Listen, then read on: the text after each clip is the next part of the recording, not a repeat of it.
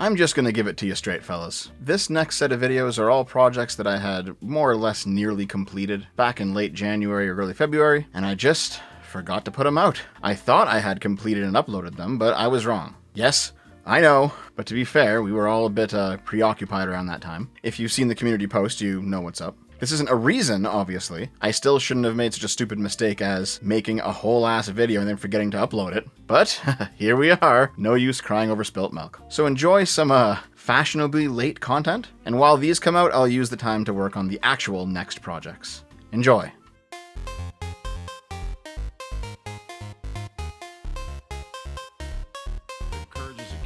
This attack is eerily realistic. Everything is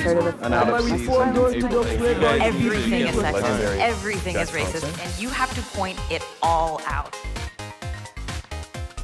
When I was younger, I used to play a lot of World of Warcraft. In fact, I credit WoW as the reason I took a break from university. Well, that and relationship troubles. Turns out I wasn't going to classes a whole lot during my first run at getting my degree. And even though current Warcraft is pretty bad, and I've been continually boycotting all Blizzard products since the Blitzchung drama from back in 2019 or whatever, that doesn't mean I wasn't a hardcore WoW addict when the game was in its prime. From Classic through Burning Crusade, Lich King, and Kata until we all figured out it was kinda shit and ruined the game, I was fully immersed in World of Warcraft. All other concerns were secondary during this, late high school, early college period of my life. And looking back on it, it was pretty unhealthy. It's not all negative, though. World of Warcraft is one of a small handful of experiences that I can instantly go back to in my mind and remember everything perfectly, like Star Trek TNG's Enterprise D, or Peach's Castle in Mario 64. It feels like I grew up in these places just as much as in my old childhood home.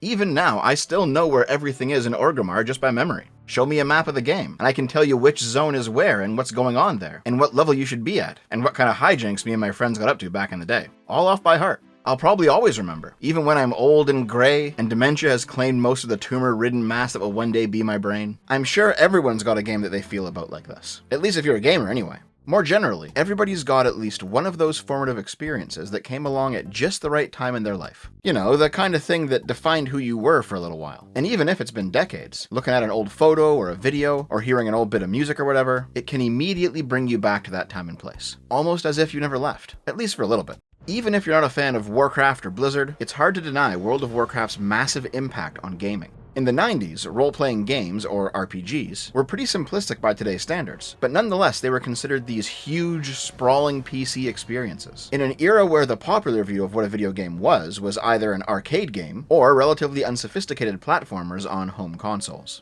Ultima, a popular RPG series at the time, was the first to usher in a truly popular, massively multiplayer online RPG, or MMORPG. Launching in 1997, the idea was that it was an Ultima game in the Ultima universe, except everyone was playing with each other at the same time, using the magical power of the internet. When the plot progressed in the game world, it progressed for everyone, and playing the game felt like you were a part of an evolving story. Ultima Online was the first MMO to hit 100,000 concurrent players, which was ridiculously popular for the time, and in fact, late 90s internet technology actually couldn't keep up with the game. Other MMOs like EverQuest and Tyler1 Call became popular in the wake of Ultima Online's success, and seeing all this money flying around, Blizzard wanted to get in on the action. Though Warcraft 3 was a great real-time strategy game in its own right, it's pretty clear in retrospect that it basically existed to set up World of Warcraft. It introduced so many new locations and factions, and it tied up a whole bunch of plot threads. It basically prepped the lore of the Warcraft universe for fully realizing its setting in MMO form.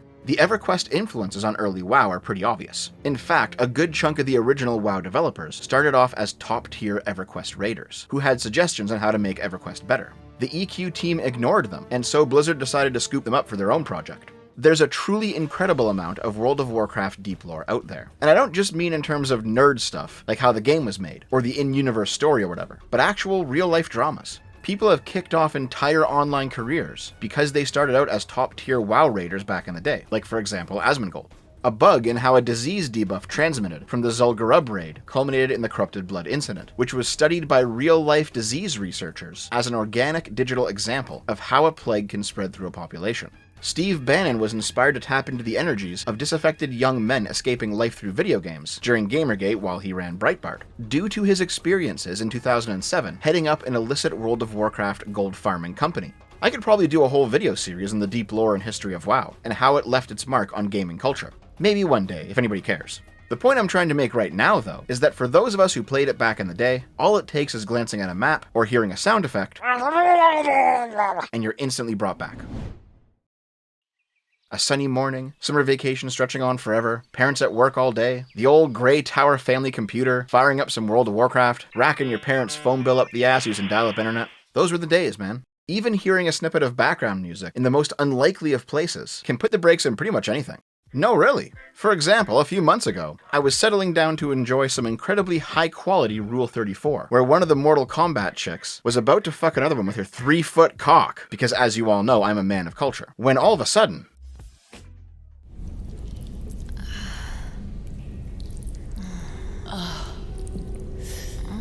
Wait.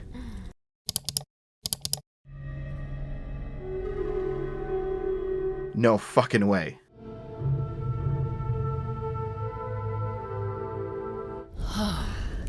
Yes. Spread your legs for me. Son of a bitch. In case it's not obvious, World of Warcraft completely dominated a period of my life. And while I have fond memories of my time with it, I probably couldn't play it nowadays without never putting out another video ever again. Honestly, it was probably pretty good for me, all things considered, that the Blitzchung drama happened when it did, because a few months before that point, I think, WoW Classic launched. I recall making a guild for fans of the channel, and once again losing many hours of my life for that game. For those of you who are still around from those old days, hey, you know what? It was fun playing with you, but it's probably better for me that I had an excuse to stop. Just in case it's not obvious, WoW Classic is a recreation of vanilla World of Warcraft, before all of the future expansions that turned the game to shit. It's the original 2004 game, but not necessarily as it was, rather it's how nostalgic early players remember it to be. This was actually somewhat controversial, because the die-hard fans wanted the original game left completely intact, with no improvements whatsoever. And back in 2019, when this was being argued about on social media, the hashtag #NoChanges was trending, full of people demanding a pure, authentic experience. However, others disagreed, believing that while the appeal of an original World of Warcraft experience meant that yes, the game had to be less hand-holdy and more difficult, and more of a time investment than modern games or even modern WoW, there were clearly some things that just made no fucking sense in the original game that should obviously be fixed. Blizzard ultimately sided with the second faction in that argument. The graphics were improved compared to 2004, but it still felt like the original game. The art style wasn't changed or anything. Vanilla WoW launched with ridiculously unbalanced classes and specs, many of which didn't get tuned or made viable until many patches later. While in Classic WoW, a lot of those fixes were present right out the gate. The lag problems and the server limit problems of the old days were largely fixed as well, except for launch day anyway. How long did it take for the servers to start working? It was about 8 hours for the Jesus, okay. You know what helped is when I got... Yo, when you got this... fucking DC. No! Oh god, oh god. Oh my god. Blizzard even tried to recreate some of the ability queuing that lag required back in the day by adding simulated lag to the combat system, but the whole thing was fucking stupid and they eventually just dropped it. Yeah, the purists were screaming about how it's not really classic WoW if it didn't do everything exactly the way it was before. But let's be honest, the novelty of playing a game online and talking to random people you don't know just no longer exists anymore. The internet is no longer this unexplored territory, a frontier of possibilities. For my generation, the millennials, we actually have a memory, however brief, of what life was like before the internet, what it meant to not be connected all the time by it, and then what that feeling was like of coming online for the first time, into a completely new space. Take a spin, now you're in with the techno set. You're going surfing on the internet. But for the Zoomers, and now Gen Alpha, that space isn't new, it's just normal. The Wild West is gone, and on some level it always had to be gone eventually. Lawlessness is fun for a while, but soon enough people start wanting running water and electricity and fire services, you know what I mean? Well, as the popularity of WoW Classic, and frankly of Blizzard in its entirety, began to wane, the company began to launch servers for Burning Crusade Classic and Wrath of the Lich King Classic, knowing that these were highly requested by the fans, and they represented the pinnacle of public interest in their game back in the day. And when those experiences were eventually spent, in 2023 they launched WoW Classic Hardcore. This was 2019's WoW Classic, but with a few obvious changes. The big one being death is permanent. If you die in the game, that's it, your character's gone. If you die in the game, you die for real. In normal WoW, if you die, you take durability damage, all your equipment, and then either somebody resurrects you, or there's ways to resurrect yourself, or you have to do a corpse run, where you run back to your body as a ghost and repossess it, which means you spend more time traveling the further away from town you died. Failing all of this, you can ask a spirit healer to revive you, and if you do this, you lose even more durability, plus you have resurrection sickness, preventing you from doing much in the game for a short time. In Hardcore though, none of those options are available to you, you're just done. Now, it's not exactly like, for example, Hollow Knight's Steel Soul mode, where if you die once you just lose access to the save file entirely, and the only thing you can do is delete it from the main menu. No, you can still log into a dead character and WoW Hardcore, but you'll be stuck as a ghost. No reses, no corpse runs, and the spirit healer won't help you. The only options available to you are chatting to other people and handing off the ownership of a guild to another character. Beyond that, that's it, it's over. And this might sound kind of crazy because WoW isn't a roguelike, it's an MMO designed with player death in mind. Players do dungeons and raids and they're pretty tough, and they might die many times trying to figure out how to take a boss down. But by 2023, Classic WoW had been completely figured out. The best gear and strategies for each boss has been well known for a very long time. For example, back in the day, it took 145 days from launch for a guild to kill Ragnaros, the boss of the first raid in the game, Molten Core. In WoW Classic, it took less than a week for a guild to kill Ragnaros. These encounters aren't mysteries anymore, and the game's been pretty min-maxed by players. So, Classic Hardcore isn't as crazy of an idea as you might think. The game was changed in other ways to accommodate permadeath. For example, resurrection spells were removed. The legendary Paladin Bubble Hearth was removed as well, so Paladins couldn't go invulnerable and then teleport back to their last used inn whenever shit goes south. A lot of PvP content is disabled, like Battlegrounds, and quests that flag the character as targetable in PvP, or require the character to die to progress the quest, no longer do so. Like, for example, the quest Dark Iron Legacy. In Vanilla and Classic WoW, the quest chain to get a hold of the Shadowforge key, needed to unlock doors inside of Blackrock Depths, an endgame dungeon, required you to talk to a ghost NPC that can only be seen when you're dead. But in Hardcore, they added a brazier that grants you spectral sight for 5 minutes, allowing you to see him. And people can no longer kite boss enemies from high-level zones into low-level ones in order to get other players killed. Like in those legendary Lord Kazakh videos that would go viral back in the day, where some enterprising young troll, and I don't mean the race, would run down to the Blasted Lands, aggro the open-world level 60 40-man raid boss Lord Kazakh, and then expertly keep his attention by periodically attacking him while remaining out of his attack range, as he led him north into the Swamp of Sorrows, then west through Deadwind Pass, then through Duskwood and Elwyn Forest to the human capital city of Stormwind, where Kazakh would proceed to slaughter the entire population, NPC and player alike. I'm starting to lag. What the hell is that? Oh no. Can't have that on a permadeath server. Basically, the game was redesigned to make the permadeath challenge tough but fair, and as a result of this, a new subset of WoW streamers and YouTubers began to take off. People who were doing the permadeath challenge. Not just leveling, but going into dungeons, doing max level raids. People would tune in to watch streamers do all this stuff with their hardcore characters, because there's real stakes here. Or at least, more stakes than in retail WoW. Which finally leads us to today's controversy. There's a streamer known as PirateSoftware. If you're not into any of this Warcraft stuff, you've nonetheless probably seen this guy because like a year ago, he massively played the YouTube Shorts algorithm to his advantage, and pretty much everyone's feed was filled with his MS Paint explanation shorts or his coding shorts. However, he's also known for working at Blizzard at some point, a job that he got due to his father who also worked at Blizzard. This is no secret, he's pretty open about it. I worked at Blizzard for 7 years. I worked on everything from World of Warcraft Vanilla all the way to Overwatch. My dad worked there for 23 years. He was a cinematic editor, so he was the director of cinematics. PirateSoftware was part of the WoW Classic hardcore guild, OnlyFangs. That's a pretty good name. OnlyFangs is what is known in this space as a content guild, meaning the people in the guild are also streamers, large or small, and they all stream when they play. The main players in the guild are all like OTK people, or they're OTK adjacent, or they're orbiters or whatever, which is a group that has tons of drama in its own right. Let's be real, guys, these are internet personalities. Of course, there's tons of drama and deep lore and skeletons in their closets. But today, we're going to be focusing on one specific piece of hardcore WoW drama, involving PirateSoftware and the OnlyFangs guild. PirateSoftware was streaming a run on the north wing of Dire Maul. He's the mage, Pirate.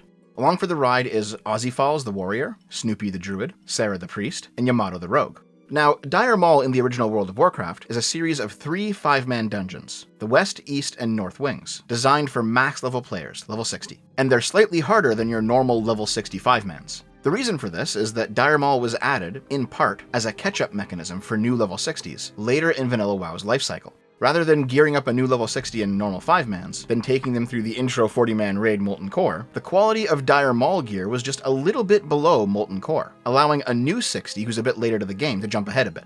Dire Maul East focused on elementals, and West focused on elves, while North focused on ogres. And uniquely, Dire Maul North features a hard mode called a Tribute Run, where players deliberately choose not to kill any of the bosses in the dungeon except the final boss.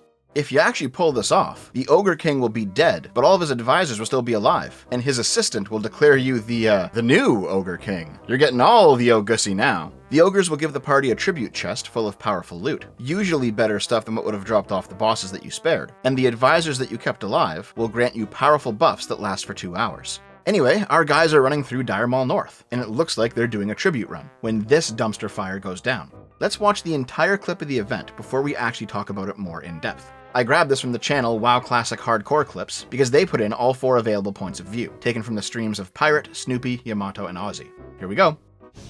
Cycle of life, man. Have you seen the guy that's trying to actively reduce his age? I know. Oh, that's crazy. I've seen this dude. We got 2, so just focus this. Yep.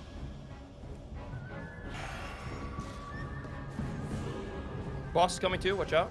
Yeah. Well, I got shield wall. God damn it. Run. Just run. Can you target dummy?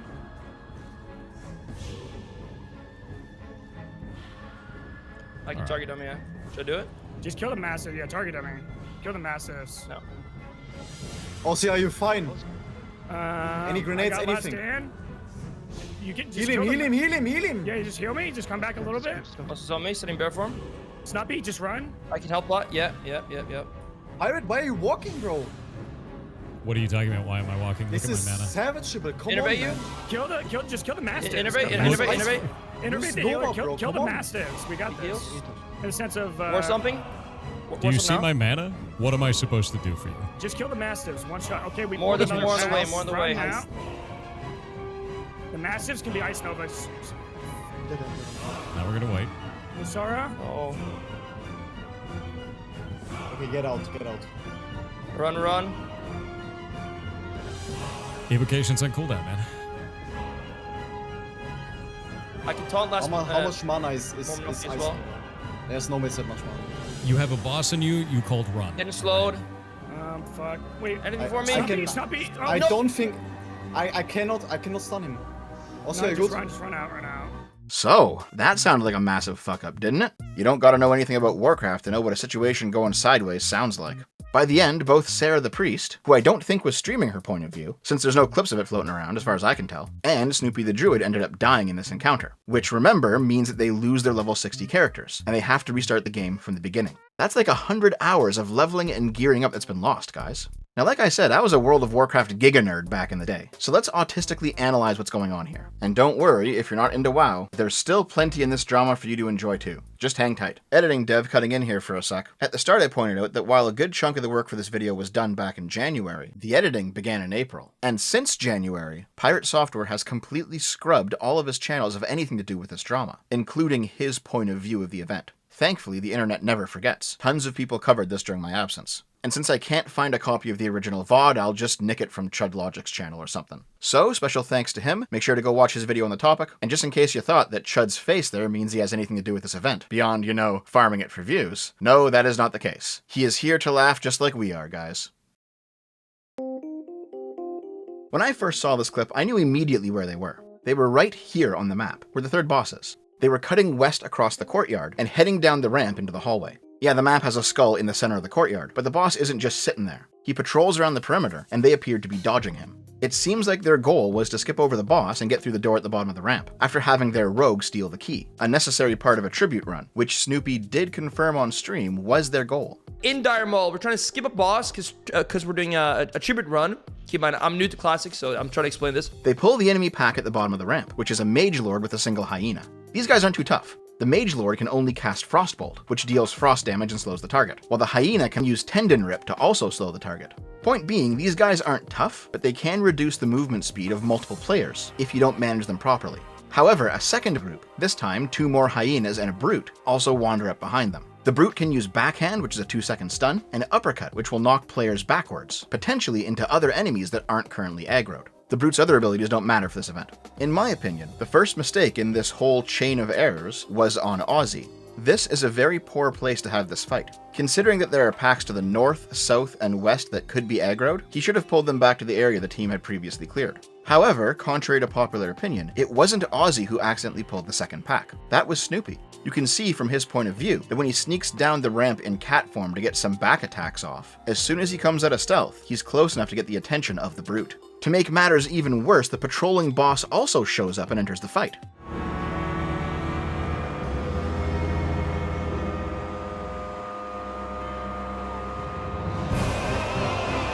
This is Guard Fengus. He has Knockaway, which is a stronger version of Backhand, bouncing players around, Shield Bash, which interrupts spellcasting if it hits a magic user, and Shield Charge, which allows the boss to directly rush at a ranged target. Now, they can't kill this guy or the run's over. They should be completely retreating and trying again anyway.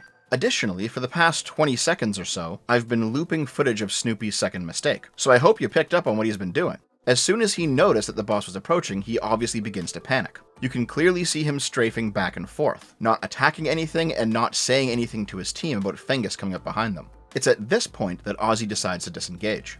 God damn it. Just run. Can you target dummy? Target Dummy is an item that engineers can use, which will cause enemies to attack it for a short time, until it either despawns or its health runs out. They were always pretty situational in the main game, but they're an obvious lifesaver in hardcore. Unfortunately, fumbling the Target Dummy is Snoopy's third fuck-up. He's still panicking. Listen to how long it takes him to respond to the call to drop the Target Dummy. God damn it. Just run. Can you target dummy?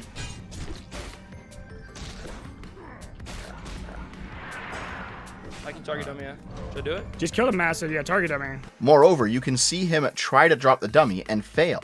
You can see the circle appear for the drop radius, but it never deploys. The game says out of range because he's running while trying to drop it, and he clicked on a spot that became too far away as he retreated. At the same time as Snoopy is fumbling with the target dummy, over on PirateSoftware's point of view, he's already been retreating during these events, but he does turn around to cast Blizzard into the fray. Blizzard is an area of effect spell that deals frost damage while the mage has to stand still and channel it. You can see that he actually has 2 blizzards on his spellbar. The highest rank, rank 6, which deals the most damage but costs the most mana, and rank 1, which deals the least damage but costs very little mana. The reason for this is because of the mage talent, Improved Blizzard. Yeah, WoW has the same talent trees that you see in all sorts of games now. In the Frost tree, you can put points into Improved Blizzard, which causes all ranks of Blizzard to also apply slow effects to all targets. The reason that a mage would have rank 1 Blizzard at the ready is not to deal damage, but to be able to slow a large group of targets during a possible getaway scenario, which is exactly what's happening right now. However, Pirate appears to make a critical mistake. Rather than casting rank 1 Blizzard, he accidentally clicks on the similar looking icon directly below it, rank 6 Blizzard. Both spells apply the same slow effect, and he spends like 1200 mana to cast rank 6, leaving him with only around 300. Moreover, after spending that mana, he allows the spell to channel for only a second before one of the targets gets a bit too close for his liking, and he decides to run away again, breaking the spell. With 300 mana left, Pirate can't cast any more big spells, but he still has enough for a rank 1 Blizzard. From Yamato's point of view, we can see that Pirate, Sarah, and Yamato are neck and neck during the retreat. Pirate blinks away at the same time as Yamato turns back to check on Ozzy and Snoopy, asking in the voice call if they're gonna make it. Ozzy, are you fine? Any grenades, anything? I got last stand. Heal him, heal him, heal him, heal him! Yamato's also panicking at this point, but unlike Snoopy, his panic is only in the voice chat. When he says heal, heal, heal, he's noticing that both Ozzy and Snoopy are getting slowed and swarmed. Sarah stops retreating to heal them, while Pirate continues to flee into the distance. Over Yamato's shoulder to the south, we can see a third pack of mobs approaching, a second brute in Hyenas 4 and 5. At the same time, Ozzy has the attention of all the aggroed mobs except for the boss, Fengus, who's chasing Snoopy down. Ozzy taunts Fengus, allowing Snoopy to get away a bit. After this, Fengus is immediately stunned by Ozzy, keeping him to the back of the pack as the team retreats. Ozzy used Revenge, a high damage warrior ability that is only available after successfully dodging, parrying, or blocking an attack. And like Improved Blizzard, he had spec'd Improve Revenge, which causes Revenge to also stun the target. Sarah, Snoopy, and Yamato are all keeping their distance from the action, but they're still sticking around ready to do what they can, especially Sarah, whose heals have kept Ozzy alive throughout all this attention. Meanwhile, Pirate is long fucking gone at this point. The other 4 characters are retreating, but they're attempting to do a controlled disengage so that hopefully everyone can make it out. But all they're seeing of Pirate is his ass hanging out down the hallway and around the corner. Time to abandon ship. This is when Pirate says the first of many lines in this drama that would go viral. Pirate, why are you walking, bro? What are you talking about? Why am I walking? This Look at is my mana. savageable, come on, man. Right before Pirate said, look at my mana, he cast the spell Blink. Blink is a mage spell that teleports the caster 20 yards forward, and also removes all slows and stuns from them. It's one of several movement abilities that Mage has access to get out of a sticky situation. When Pirate casts it, he uses just enough mana to make it so that rank 1 Blizzard is no longer available. Now, many people, including myself, noticed that Pirate's claim of "look at my mana," do you see my mana? What am I supposed to do for you? Meaning he has no mana and can't help out, so he might as well just run, doesn't actually make much sense. Even disregarding the mistaken use of rank 6 Blizzard and casting Blink, Pirate is not out of options. On his hotbar, he has Robe of the Archmage, which is his equipped chest armor. It has an ability to allow the wearer to instantly restore 375 to 625 mana with a 5-minute cooldown. He also has a Mana Ruby, which is an item that mages can use to instantly restore 1000 to 1200 mana. Others have also pointed out that these icons are invulnerability potions and mana potions respectively, but I actually think there are other items that share similar icons. But the point is, Pirate's claim that he has no mana, so he just can't help out, is technically true, but he's either ignoring, or he's forgotten about, all of the ways in which he can quickly restore mana for exactly this type of occasion. Back at the main group, Ozzy quickly tries to pull the mobs forward, attempting to avoid the patrolling brute pack that Yamato spotted a few seconds earlier. He's actually helped along by Fengus, who bounces him forward using shield charge. Ozzy makes the following 2 calls. Intervene the healer, kill the Mastiffs, we got this. 1. Kill the Mastiffs. Because of the enemies they've pulled so far, they're the weakest, most numerous, and they're causing the majority of the slow effects in the party with Tendon Rip. They can be easily AoE'd down by something like Pirate's Blizzard spell, making the retreat a lot easier on everyone else. However, Pirate's already run away at this point. And 2. Innervate the healer. Innervate is a spell that druids can cast on other party members to rapidly regenerate their mana. Snoopy shifts out of bear form and places it on Sarah, who, like Pirate, was also low on mana, and unlike Pirate, did not bail out on the team. When Ozzy calls the pull salvageable, he doesn't mean to say that they're going to kill all the mobs and continue on as normal, but rather that a controlled retreat where everyone gets out alive is still possible. As long as the heals keep flowing in from Sarah and Snoopy, the enemies are slowed down by Pirate, and the weak ones are picked off by everybody. The problem is that Pirate's not there anymore. Once Ozzy has pulled everyone around the corner, Snoopy makes this call. In a sense of War Stomping? War Stomp now? War Stomp is a racial ability available to all Tauren characters, regardless of class, which stuns everyone around him, including the boss. After the stomp goes out, Snoopy shifts into cat form and then pulls a wide turn around the corner, accidentally aggroing a 4th pack of enemies. You can tell it was Snoopy because the Mage Lord's first Frostbolt is fired at him, and neither players or enemies can change targets in the middle of spellcasting. As they continue to retreat, Ozzy asks Pirate to do the following.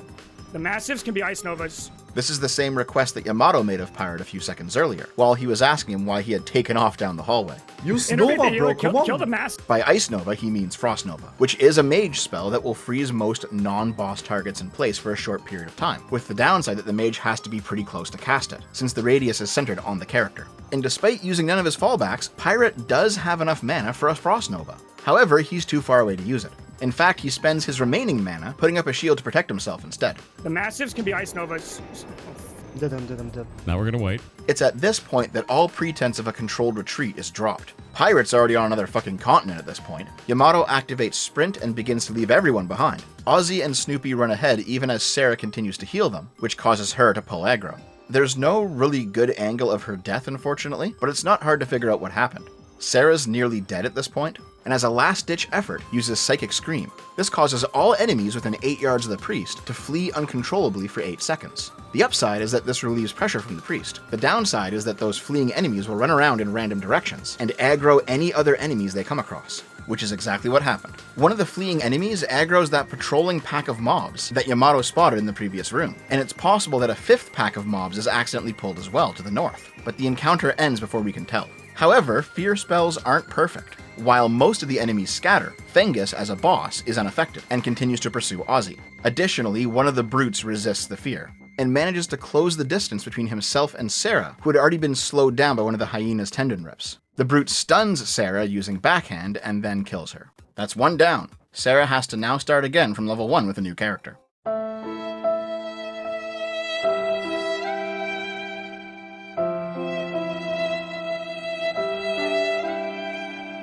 This entire time, Pirate's hanging back near the entrance of the dungeon, watching the whole shit show from afar. As the rest of the party attempts to escape down the final stretch, Fengus shield charges Ozzy again, bouncing him forward a 2nd time. If Ozzy's movement looks weird, like he's sidestepping and jump spinning, he's trying to keep at least part of his character's front half facing the enemy, in order to not suffer back attacks and still have a chance to block with his shield. Then Pirate says this. Evocation's on cooldown, man.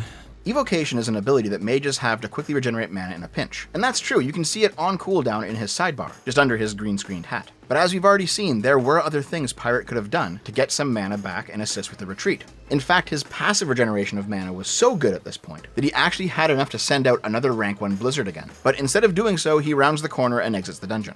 While this is happening, the many enemies finally catch up to Snoopy, and he gets slowed with Tendon Rip. He transforms into bear form to gain more defense and calls out for help, but it's too late. You have a boss in you. You Getting slowed.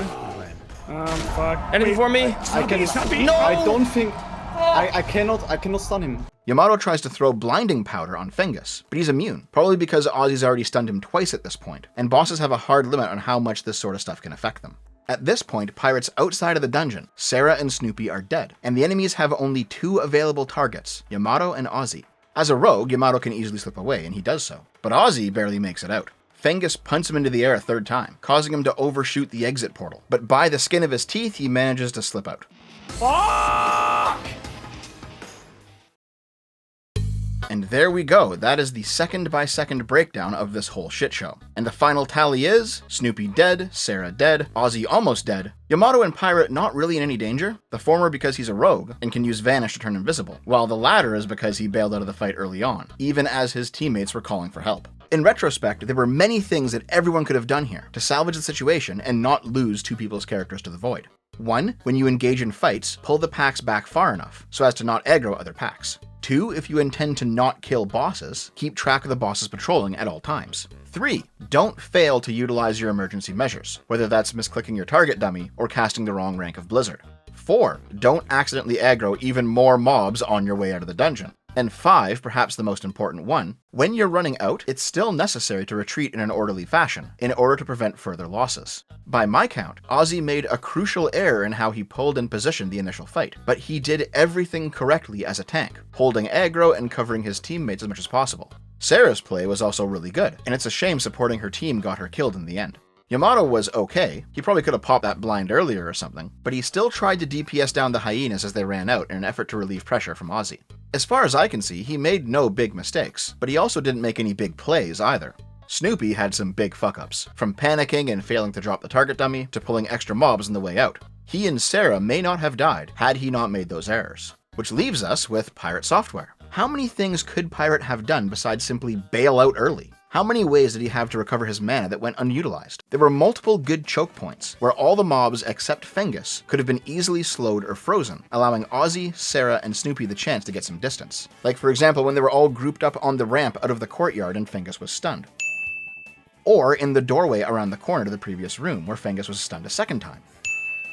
And then, after Sarah's death, at any moment during the chase through this choke point, between the ledge and the rubble, in each of these instances, Pirate could have used Blizzard, he could have used Frost Nova, he could have cast Polymorph and turned one of the targets into a sheep. Did Pirate have Cone of Cold? Yeah, it looks like it right here. He could have used Cone of Cold to slow them down. There's so many options here, dude. Yes, this would have drawn some attention on him, but Ozzy had solid aggro on Fengus. Pirate would not have pulled aggro off, and all of the other enemies would have been incapacitated enough to let everyone escape. So, while there were many mistakes made, the majority of the big ones seemed to fall on Snoopy, who frankly played pretty sloppily. However, the reason everyone started talking about this story isn't because of what Snoopy did, but rather because of what PirateSoftware didn't do, and more importantly, how he reacted afterward. It's true that one big reason this story evolved from dumb WoW hardcore plays 192 to actual big internet drama status is because it featured the OnlyFangs guild full of e-celebs. But another big reason is because of the actions and inactions of PirateSoftware, a big name in his own right. Yeah, it is World of Warcraft hardcore. It sucks that people lost their characters. 100+ hours of releveling a new one is nothing to sneeze at. But at the end of the day, it is just a video game. What really made this story break out of the WoW space and go viral internet-wide was the following post-dungeon conversations. Let's listen in. The first thing Pirate does before Yamato and Ozzy are even safe yet is he begins to explain to his stream chat why this just isn't his fault. They called The boss came run, up after, I like, the ran, Masters and I was too, out of mana. after we, I don't know what the hell they were expecting, dude. That does not make any sense. No. They overpulled 2 pulls and the boss. After Yamato and Ozzy make it out of the dungeon, the 3 of them, plus Snoopy in Discord, since his character's a ghost and can't use the in-game voice anymore, have a very tense conversation about what just happened. Sarah's not in there because she literally rage quit the game. That symbol over her character in the party window doesn't mean she's dead, it means that she's disconnected, which to be honest, I don't blame her for. Anyway, here's how that convo goes. I mean, the regular ogres can still be polyed. We just had the boss and like 5 mastiffs and 2 ogres. We could have polyed 1 ogre, killed 1, and then walked it out. Yes, literally, just even an ice door would have been enough. You guys pulled that when I instantly had... ran out, bro. Now, yes, the remaining 2 guys are angry, and you can criticize the rest of the team too, but this is still nonetheless a good question. Why didn't Pirate do anything? We've already gone over how it's just not true that he had no choice. But Pirate immediately jumped into self-defense mode, without so much as a single thought spared for an apology. You instantly ran. You didn't even look back. As much as you're angry right now, of course, I'm not angry at all. I'm not angry at all. You overpulled 2 packs. You overpulled 2 packs and a boss. I had 1,400 mana left. I had to spend all of that mana to try and put it on Blizzard to save you guys in the first place, and nothing left. You weren't paying attention to party resources, you overpulled, and you weren't paying attention to where the boss was. That's not on me. If Pirate simply said, hey listen, sorry you guys died, it probably would have gone a long way. But his only concern is pointing out how there was apparently nothing he could have done, even though we all already know that he could have. I saw the boss coming. I don't know if we could like move back faster, but yeah. But there wasn't even like any like information. We are just yapping about useless stuff. Do you see my point? I mean, yeah. But I mean, I called the boss coming though, but at that point, maybe it was too late to move back. Like you're telling me like a rank 1 mage would not like at least to try Frost Nova there. Like you're not even like in danger. You can at least try a Frost Nova. Like no, you're not. No, 100% danger. When your shot color says run, it's time to run, you run. That is how that works. Additionally, he keeps saying it's not his fault. He's listening to the shot caller. When the call was made to run, he ran. Simple as. Run.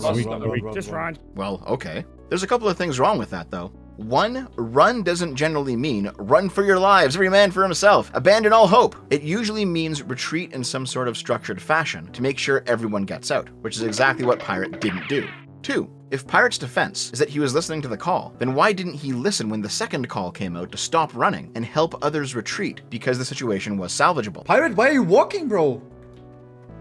What are you talking about? Why am I walking? This is savageable. Come on, man. Innovate you? Just kill the mastiffs. Innovate. Use Nova, bro. Come on. Kill the mastiffs. We got this. And 3, Pirate presents himself as highly knowledgeable with regards to World of Warcraft. Played Mage for 20 years, formerly worked for Blizzard, to the point that everyone on the team knew that Pirate was the experienced player in their group. Why is Pirate falling back on just following a call if he believes himself to be a far more experienced player than the person who's giving the call, especially if it's a bad call? Moreover, I don't think that Yamato was calling shots during the play. Yamato's actually inexperienced. He's only just started playing WoW. It sounds more like Yamato was just panicking. Heal him! Which, by the way, is exactly when a more experienced player like Pirate should step up, not turn tail. And 4, of course, if Pirate really is this experienced at Mage, either it amounts to nothing because he forgot to use all the tricks he had up his sleeve, or he purposely decided to not use them and save his own hide. Here's how the conversation outside of Dire Maul North ends, with Pirate just walking away from the argument with Yamato entirely. You were the shot caller, you called for run, I ran. I'm not a shot caller. And I was out of mana. Actually, I'm a noob, bro. I think I have way less experience than you have. Oh dear God. And I can still see that I can at least use a Frost Nova there. Okay, then go roll a mage and do it. You were the first person that ran away and didn't even look back. Literally. This is the second time. This you is could the have at least said like the boss. You're just gonna talk over me? Is that what we're doing now? We just gonna talk over me? Is that all? Is that all we're doing? I'm giving you my point. Okay. You done giving your point? You good? Yes. Okay. Cool. You go roll a mage then. See you around. Jesus. I don't think that's insane shit. And then he leaves the call. During this conversation, Snoopy is receiving DMs and stream chat messages saying stuff like, Pirate could have helped more, and Pirate ran out of there like the Flash, assuring him that the disaster wasn't his fault. Which, you know, makes sense. Even though he did make more than his share of the errors, Snoopy's viewers and fans and his friends are going to play him up, especially since he's the guy who lost hundreds of hours of playtime here. But compare how Snoopy owns up to his mistakes during that play versus PirateSoftware's total lack of ownership. I think I could have probably like done a lot there as well. I don't know. I kind of freaked out a bit. I can't lie. It was just that when the boss came, I don't know. It's probably something I could have done to peel the group or something. I don't know. Frick. But it is what it is though. As other people from the guild begin to join the Discord call, Yamato points out Ozzy's bad placement of the initial fight, and compare how Ozzy takes that criticism too. No, I feel like the main issue what we had in this run is that we walk through the middle. I don't think you're allowed to walk through the middle though, no? Because like the boss will always patrol there. So we should have just done what we've done before and like walk towards the left side, no? Yeah, maybe. Yeah, normally you send someone up the middle to open the lockbox like a stealthy, a druid. Yeah, exactly. And then you come back and you go around. Yeah. Exactly. I don't know why we're walking towards the middle, but it was kind of stupid. Yeah. I think there is a way where you can do it though. Yeah, he just straight up says, my bad. And once again, if Pirate had simply said something small like that instead of storming out of the Discord call, this drama would have died in its infancy. Instead, the people present begin to interrogate Pirate's behavior. Am I wrong to think No, you were that right, Pirate I'm literally did awesome. nothing? Why? How was he even out of mana? How was he even out of mana? He had 3,000 mana when we engaged, but if he... Is he here still? No, he left. No, he left. I mean, I'm Yeah, not of going to course say... he left. I didn't want to He's even say mad, anything like- either. The first one, I didn't want to call him out, but he body pulled the top Yes, pack too. it was literally his So was him. mistake. Now that's interesting. Ozzy and Yamato talking about a first one, which sounds like a previous fuck up, but we'll talk about that play in a little bit. Is that a joke? Tell me you're joking. For now though, compare Pirate's attitude with the charitability that Snoopy is willing to grant to everyone as the rest of the team begins to turn on Pirate. If everything was his mistake. I don't know how No, he pulled I- that side pack either. I think maybe I bought like in the last pull because I also went quite high up in the ramp. That might have been me. I don't think it's you. It wasn't you. No, it wasn't you, but- Snuppy. It wasn't But you. but I think but it's I me. don't like we shouldn't like lay blame. It's like it is what it is. But Yes, we blaming shouldn't. is lame. Blaming is lame, but this guy thinks he's so right, which is like so annoying. He didn't even try anything. He's not even letting us speak. He's perma-yapping about useless stuff. And now he's actually mad that I actually said something to him. The Like, mage was come the literally fuck on. 11%. I mean, it's What the fuck is that? It's important to point out that not only is Pirate apparently the most skilled player in the group, he is also easily the most popular one. Before this drama popped off, these guys were at most like 100 viewer Andes, while Pirate's channels are massive. Millions of subs on YouTube, like 20,000 concurrent viewers on Twitch. There's absolutely a content/clout element to this, where these guys may not want to speak out against a large creator who's making mistakes in the game, because that means they might not get to play with him anymore. They might lose audience crossover or collab opportunities. They might get brigaded by his audience, which is significantly larger. That sort of thing has never bothered me personally, but it is a pretty common thing I've seen smaller creators worry about. It's perfectly normal to not want your small channel get absolutely obliterated because you picked a fight with the big guy, even if the facts are on your side, especially if the big guy in question has a chip in his shoulder. I think Yamato's correct when he points out that regardless of fault, Pirate basically just didn't let them speak, at least in part, because of some sort of size, ego, clout thing. I mean, like we're all just I don't know. I don't think we should like, you know. I mean, the vibe is already bad. You know, we already died, but there's no point in making it worse at this point. I agree with you, but you're right. But I just feel so bad now. Yeah, it's like Yeah, hindsight I feel sorry, guys. Like, if I was like some fucking rank 1 rogue, I would have found a way to maybe save one of you guys, but I have like no fucking idea. I don't know. I tried my best to the end, You but I can't can't Nova stand the boss, but you can Nova the fucking mastiff. Yeah, I'm that's pretty my sure. point. 100%. If it's just the boss, we would have lived it. But I like, think there wasn't even any like I impact. think where at the all. wheels Like, fell off is because there was conflicting information in the calls. It was like, okay, everybody run, and then it was, okay, come back and help, and it was like, okay, now it's salvageable. So it's kind of like I can see if you're how a like good hindsight's mage, you know 2020. the poly and fucking Nova, okay? While Yamato and Ozzy are pissed off in this call, justifiably so in my opinion, Snoopy's far more diplomatic about it. Whether that's because he's genuinely a calm, forgiving type of guy, or because he's ass-kissing Pirate, even though he's absent, in an attempt to not destroy his channel. If I had to guess, it's probably more the former. That's just the vibe that I get from Snoopy as a dude. Even though he's the dead one, he's still willing to admit what he did wrong. But I mean, guys, it's actually like not worth like arguing about. I mean, it is what it is. Like we're dead. It's all good. We go again, and I mean, yeah. Like to be honest, like me as well. There's probably so many things I could have done there, and I think maybe I body pulled like the first No, like that was all me. hyenas. But like, it's when the boss approached. I tried saying the boss is coming, but dude, that boss walks really fast, man, and he was just on us in no time. It is what it is, though. Like, I don't think we should like blame anyone for like. It's just not. There's no reason for it. Too precious for this world. Also, my earlier guess that part of this interaction is clout-based is correct, because it's during this call that these guys' stream chats get swarmed by PirateSoftware viewers, repeating what Pirate's saying to his fanbase over on his channel. You can't CC the boss? I'm not talking about the boss. I'm talking about the extra mob that we've been pulling the whole dungeon. You guys, dude, this is what I'm talking about. You chatters are so fucking stupid. It's insane. They're just, because what they do is they just pirate, like, or parrot what they hear from pirate, then come in here and talk shit, but they don't even know. At some point, Yamato and Ozzy leave the call, and it continues for another 20 minutes or so, with Snoopy talking to some other guild members about what happened. Snoopy never once throws anyone else under the bus, even though it's pretty obvious that Pirate made him walk the plank. I just don't like want people to like blame each other. I think it was just messy. Like the comms were messy. Like it wasn't clear like what we're gonna do. Like I don't want people to like I don't want us to blame Pirate either. Like I know that I could have done more at that point. And then finally Snoopy just says, "Fuck it, let's go again. Time to start over." You know what I think? I think we go again. That's what I think. Holy, what a giga chat. Giga chat's not. That's what I'm doing right now. Giga chat here, bro. What the fuck? No, I'm not. Yo, I'm gonna be real with you guys. Yeah, thank you. Yeah, everyone got some bags. Any bags in the chat? I'll make you some bags right now. Hey, I appreciate that. I appreciate that, man. Thank you. And he does. He rolls up a new character and keeps going. It's at this point that Snoopy basically leaves the story. And while some of the blame for what went down can be laid at his feet, he's generally been well regarded by the community because he was humble, he took his lumps, and of course, the fact that he's also a victim helped him quite a bit. The main story picks up elsewhere, with Yamato and Ozzy, who left the Snoopy call, talking with PirateSoftware again. However, before we join them, let's rewind a bit back to that previous fuck-up that was alluded to. Is he here still? No, he left. No, he left. I mean, I'm not going to say, I didn't want to even say anything either. The first one, I didn't want to call him out, but he body pulled the top pack too. It was literally his mistake.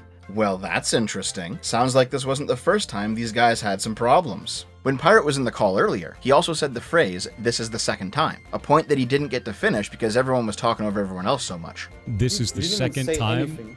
This is the second. You could have at least said like the boss. You're just gonna talk over me? Is that what we're doing now? What he was probably saying is that this was the second Dire Maul North run today with this group that had to be abandoned due to a bad pull. And just so we have full context, let's take a quick look at that play too. No! God, please, no! No! No! No! Don't worry, it's not nearly as complicated as the last one. 40 minutes before the main play went down, the same 5 guys were running a previous instance of Dire Maul North. This time they were here, in the Halls of Destruction, fighting their way up the ramp. Pirate runs up the ramp towards the next pack of mobs, while Ozzy tanks the current pack at the base of the ramp. However, he goes up too far and ass pulls the next pack. An ass pull, or a butt pull, is when you walk backward into a group of enemies that you didn't notice, accidentally aggroing them. Because this play didn't go viral, we've only got Pirate and Snoopy's points of view available to us, but they're more than enough to understand the situation. Now to be fair, Pirate, Snoopy, and Sarah are all up here. Any one of them could have aggroed, but Pirate is just a bit further up, he was up there just a bit sooner, and the enemy pack clearly attacks him, not the others. Additionally, why do they choose to go up the ramp in the first place? The answer is, well, because Pirate called that shot this time. Just listen. Up, up, up, up, up. And afterward, what happens? Pirate jumps off the ramp to escape the mobs he just aggroed, and actually lands on top of a boss. This time it's guard Slipkick.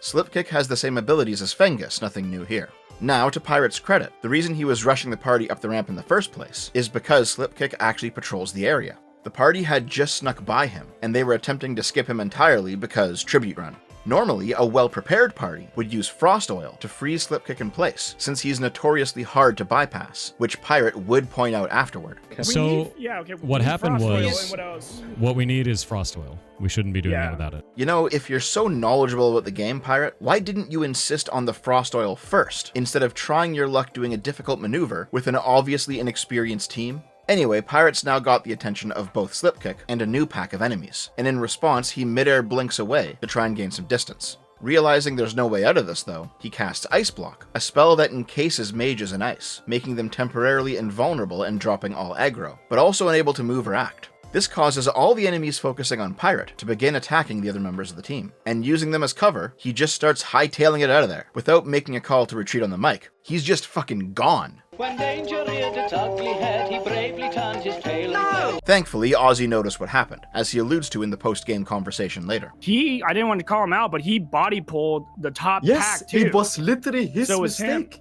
And so he makes the call to run for it instead. Oh, we got another one? Oh, fuck, just run out. Everyone run now, jump down. I'm putting out target dummy. Let's just run out of here. Oh my god. Everybody run. Yamato, you safe? No, I don't think so. Yamato is banished by the Ogre Warlock they're fighting. Banish makes the target invulnerable for 15 seconds, but also unable to move or act. This means Yamato can't help his team, but it also means the enemy AI drops him to the lowest spot on the aggro table as well, so they'll focus on the others first. As Pirate blinks ahead, Ozzy, Sarah, and Snoopy run out, with all of the aggroed mobs following behind them. This is known as training or kiting, where enemies follow a player, like a train or a kite. Unlike with the Lord Kazakh example from earlier, where the player had to keep his attention by repeatedly attacking him, enemies in dungeons don't have a leash, a limited aggro radius, meaning they will follow you everywhere until you leave the dungeon. As the group begins to retreat, Pirate thinks he's got enough distance from the rest of them to begin using his Hearthstone, which is an item with a 10-second cast time that immediately teleports the user to the last inn they stayed at. Hearthstones can be used during combat, but taking any damage immediately cancels the cast, and the character is vulnerable during the 10 seconds. This is why I mentioned earlier that paladins would often make themselves invincible and then use their Hearthstone, a combo which was taken out of hardcore, since it would be completely unbalanced for only one class to be able to do that when deaths are permanent. Anyway, Pirate decides it's time to hearth the fuck out of there. But as soon as he turns his camera around and sees how close his team is, he realizes he doesn't have the 10 seconds necessary to get the cast off, and he immediately begins to run again. In fact, he leaves the party, which means the game will actually kick him out of the dungeon in 60 seconds. This means he'll be freely teleported away, but it also means he no longer has information about the status of his teammates, who by the way are also still trying to retreat this entire time. Leaving the group was probably not necessary, because by the time Pirate made it back to the beginning of the dungeon, he's run so fucking far ahead of everyone else, he might as well have transferred his character to another server. But fine, he panicked and left group. Right before his free teleport out of the dungeon comes up, back at the entrance, the action finally catches up to him, and he tries to cast Blizzard to slow the enemies down at that rubble choke point. However, he actually uses rank 6 Blizzard again. Not a big deal this time, he has tons of mana. But once again, he only lets one tick get off before saying the boss isn't crowd controllable and fleeing. I can Blizzard these guys? Oh, he's doing something here. No, they're not sure. Safe spot. They're not CCable. The boss is not CCable. Pirate's free teleport out of there brings him back to town, where he listens in on his teammates' attempts to get out of the dungeon. Yamato actually managed to make it out pretty easily, because the Warlock banished him, so all the other enemies ran away, meaning that when Banish wore off, he had more than enough time to use his Hearthstone and teleport out, since the enemies pathing around the dungeon were several minutes away. But Snoopy is not so lucky. In the courtyard during the run out, he was also banished by the Warlock, and by the time it wore off, he was the only target left in the dungeon. The mobs had chased the others all the way up to the dungeon entrance, but they were gone now, and those packs pathing back to him stood between him and freedom. Moreover, Snoopy's Hearthstone had 2 minutes left before he could use it again, and he couldn't get the free teleport out like Pirate because everyone else dropped group first, so the game flagged it as his instance. It's not giving me the timer. Oh fuck, I think you were the last one, Hearth. I've no Hearth for 2 minutes. Realizing this, Sarah quickly invites Snoopy to a new party, which Snoopy promptly leaves, handing ownership of the instance off to Sarah, and starting the timer on Snoopy's free 1-minute teleport out. By the way, the reason the game does this is so that if you have to kick somebody out of your dungeon run for some reason, they can't just run around aggroing enemies to fuck with you. Or if they've gone AFK and you gotta replace them, you can quickly do so, since there is a limit to how many players can be in one instance at a time. Back at the ramp, the seconds tick down for Snoopy's free teleport. Oh, go up the ramp because we pulled all on the ramp. There shouldn't be anything there on the stairs. 20 seconds, 20 seconds. Keep going, dude. This is about to burst, but I think we're fine, yeah. Keep going, dude. He spots the enemies finally catching up to his position. Okay, they're coming. 9 seconds. Keep going, keep going. Keep running. I'll jump down now, yeah, when they... Wait until they're all the way up. Yeah, wait until they're very end. We are. Oh my god. Let's get it fine. Oh my god, okay. Oh, he made it out. That was sketch as fuck, dude, but good work. What the fuck happened, guys? And he makes it out of there by the skin of his teeth. This is one of those moments that, had the future shit show not gone down, these guys would probably remember years later as one of those clutch saves. What is done though, for real. But it was fun anyways. Like, we had some cool moments there with the first escape. Maybe that first escape was a sign we should not go again. Oh, that was bad vibes. That's a hard angle. In the main play that went viral, there was a lot of blame to spread around, but this one is all on Pirate. He made a bad call, he butt-pulled a new group, and then he silently did everything in his power to save himself over his team, dropping aggro, sprinting ahead, and trying to teleport out. Afterwards, Snoopy would actually credit Pirate with talking him through the escape. I didn't know why I wasn't facing out. Pirate as well was guiding me to safety. Though listening back on the call, I think Ozzy contributed more in terms of actual advice. I think, should I go back to where I came from? Yeah, just, you need to stall as long as possible. Not aggro anything else, Snuppy. Nope. I won't. Yeah. Everybody else is out safe, right? Everyone's safe. Yeah. Just stay in bear He's just form. gotta run. Stay in bear form. Yeah. Or 30 use cat seconds. form to move as fast as you can. Cat form speed only works outside, actually. Oh, go up the ramp because we pulled all on the ramp. Had the main event not happened, Pirate probably would have completely gotten away with his fuck-ups here, because he's the big clouded-up streamer, the experienced player, the ex-Blizzard employee, and these small fries were happy to just leave it alone. Until 2 people died in the next run, anyway. Since this was a massively viral clip, tons of World of Warcraft streamers and players have done the same thing as me. Analyzed the play in detail in order to discover what actually went wrong, in terms of what mistakes and what good moves each of the 5 players made. Because even if you don't know anything about World of Warcraft, there are some universal principles here that apply to all multiplayer games, like the concept of a shot caller, when to listen to a call or ignore a bad call, how to lead a team, how to maintain morale within your team. Hell, this even applies to non-video game scenarios like real-life sports, or working together at a job, whatever. In case it's not obvious, this video actually isn't about World of Warcraft, even though we spent the first hour talking about nothing except Warcraft giga-nerdery. No, the actual topic, and the reason why this story went viral far beyond the Warcraft space, is the social dynamics of playing in a group, and how that can intersect with fame or ego. But with that, we're all done analyzing World of Warcraft plays. If that's not your cup of tea, don't worry, we're past it all now. Also, I'm frankly surprised you're still here. Tyler1's an incredibly popular YouTuber and streamer. No doubt you've seen one of his many viral clips floating around.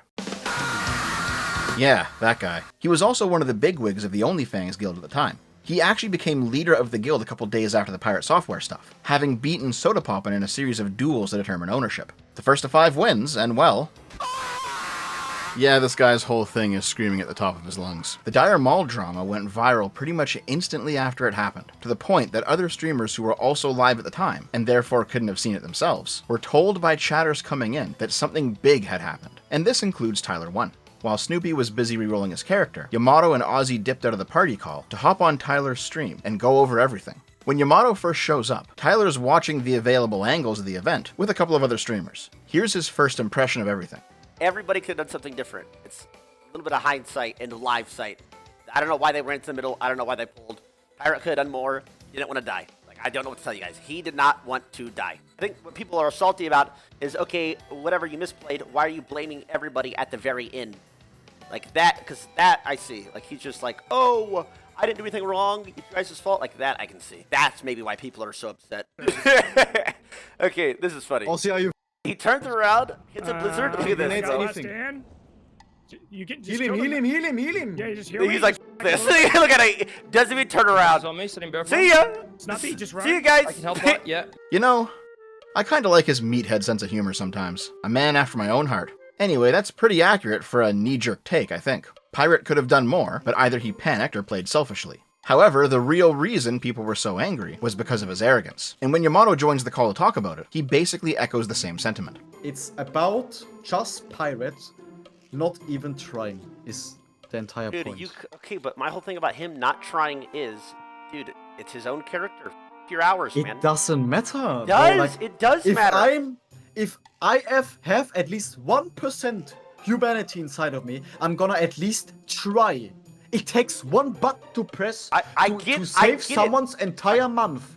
That guy literally didn't even try and didn't even care about 2 other players that wasted an entire month. I know, man. Egoistical Yes, can you be?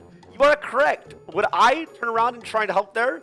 I would definitely not insta portal, right? Especially if I know people. But that's how some people are. His time is more valuable than yours. Like, you know what I mean? Like, yeah, that's what he's thinking. Like, I know. Seems like it. Some people said that Yamato comes off as whiny here, and I can kind of see it. Yeah, people lost a month of progress, and that sucks, but it is still just a video game in the end. It's not like somebody actually died, but Tyler still pinpoints the problem at the end of the conversation. It is what it is, bro. At the end of the day, mistakes happen. People play the way they play. I did tell people to value their own time. Is it a bit shameless? Yeah, it's a bad look. I'm not going to lie. But his character's alive. Snoopy, Sarah are dead. Okay. I guess. I still feel sorry, at least. Yeah, no, it's like when yeah. I'm not, yeah, you're supposed to. This is absolutely true, and it's kind of remarkable how emotionally intuitive a knucklehead like Tyler is. Maybe that's just my biases showing, but man, he immediately picks up on the fact that if Pirate apologized for his mistakes, or even if he just outright admitted he was acting selfishly, this probably wouldn't have been a story. After something happens, nobody likes to say, yo, I f***ed up. And I think people have more of a problem with people saying, not being like, no, I did nothing wrong. And people saying, that was my bad, bro. Yeah, I think that's the actual problem. So, like, right there, if Mally would have been like, nah, my bad, guys, I misremembered. Or if Pirate would have said, I could have done a little more, I'm sorry, I got nervous. I think if Pirate came out and said, dude, low-key, if Pirate was like, I didn't want to lose my character, no problem. I think people are upset because he's like, no, I did this, I did that, I did that, I did this, I did everything I could.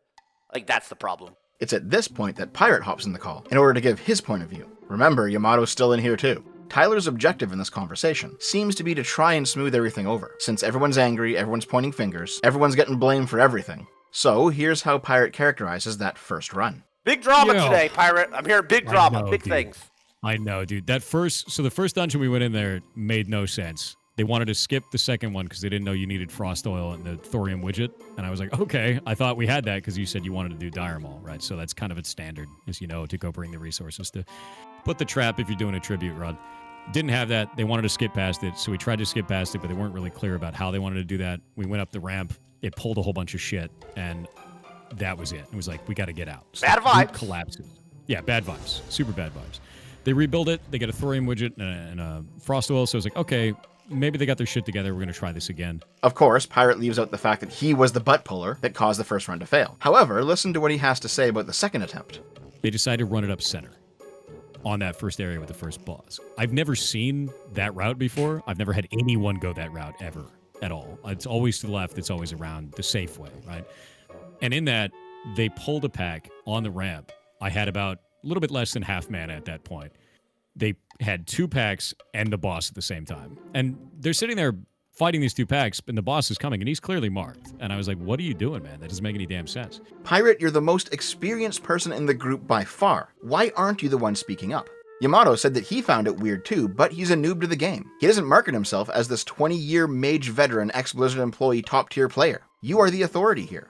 At this point, Pirate admits he did in fact have resources he didn't use, like the mana gem and his robe ability. So at that point, it was like, okay, well, I'm going to start casting to try and, do damage. Blow out all my mana. I still have mana gems, still have robe. And at that moment, they start calling, run. I have, one of them said he had a target dummy. He throws the target dummy down. We actually went and watched the VOD to make sure that he did. And he threw the target dummy down, and we start running out. They kept calling run, and then it's blame the mage. And it's like, dude, none of this shit would happen. None of it would happen if that poll wasn't made. That poll was insane. You don't do 2 packs and a boss in dire Maul and expect everyone to live. Okay, and especially not that boss. Yep. And if you look at where I could have gone back into Frost Nova, I could have, but I probably would have died doing it. And the reason why is all of those enemies were physical, and I'd have to run past that boss to Frost Nova, and then run past that boss again to do it, because the dogs were already behind at that point. People were saying that there was another patrol that got pulled on the way out too, but I didn't see that yet. Yeah, there was. So, Pirate's telling his interpretation of events this whole time, and Tyler even tells Yamato to wait his turn. Pirate, am I allowed to... Oh, shut up, Yamato. Shut the fuck up. You already speak your piece. He gets to talk as well, okay? Don't speak. Okay, so the first thing was, the one thing I made was, if you take nameplates off, you take away your POV, instead of Ozzy being the tank, if it was Tonka Tonk and it was just my POV, who gets blamed? The tank. He ran through the middle. He pulled. He didn't back up. You got another patrol. You guys weren't. Nobody was paying attention. The boss didn't pull. The diamond slowly walked up. The boss didn't pull. Call was made to run. You ran. People were trying to. Yamato was trying to run. Sarah ran. Everybody ran. Whatever. I think I don't really play mage, but from what I've gathered with everything, I think there was a world where you do more to help. But at the end of the day, it was a terrible pull. Call was made to run. Tyler's understanding of the multiple sides is pretty good. He knows that if the event was only streamed from the tank's point of view, only the tank would actually be blamed and not Pirate because of the terrible initial pull. This is actually a common dynamic in games like this, where it's just default assumed that the tank is team lead or raid lead or guild lead, because the tank is usually the character who determines how the encounter begins and where it's positioned. As a result, when things go wrong, people in WoW tend to default blame the tank as a knee-jerk response, which is something that Ozzy noticed was happening to him from Pirate's fanbase during that initial period of time right after the event. Yo. What's up, Waz? Guys. What the fuck? Yo, Waz shows up. Why did you guys run through the middle? Who made that call? Please don't say Aussie. I made that call, but it's fine if you just commit. But it's so sketch, my boy. Hey man, hindsight's 20/20. Yeah, I know. Fuck, man. So fucking sad. If we just focus fire, I think we're fine there, man. Everyone's saying don't blame, and then they're all blaming me. Like everyone's like, hey, let's not do blame. Not you guys, the chatters. They're like, there's no blame here, but you're shit. And it's like, dude, you guys are just deflecting. Like, no, but like, dude, some people will flame no matter what, Aussie. You know, that's how it goes. Yeah. That's how it goes, dude. Back in the Tyler1 call, Pirate is actually talked into admitting something astonishing. At the end of the day, it was a terrible poll. Call was made to run. Your hours are on the line. I don't know if you know these people too well, but you don't want to lose your character more than anybody else's. That's my understanding. Is that you didn't want to die? Is that correct? Oh yeah, no, 100%. Nobody wants to die, right? Like this is hardcore world level 60, right?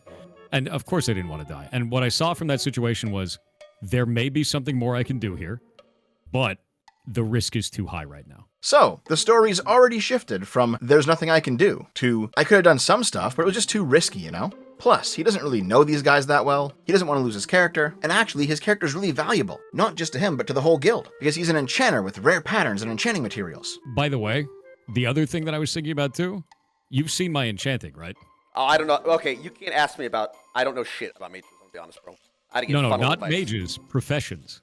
No, I don't know. I know what professions are, I just don't know what they do at what level. I have 300 enchanting, 300 tailoring. I'm one of the primary enchanters in the guild. I have hundreds of large brilliant shards in my bank.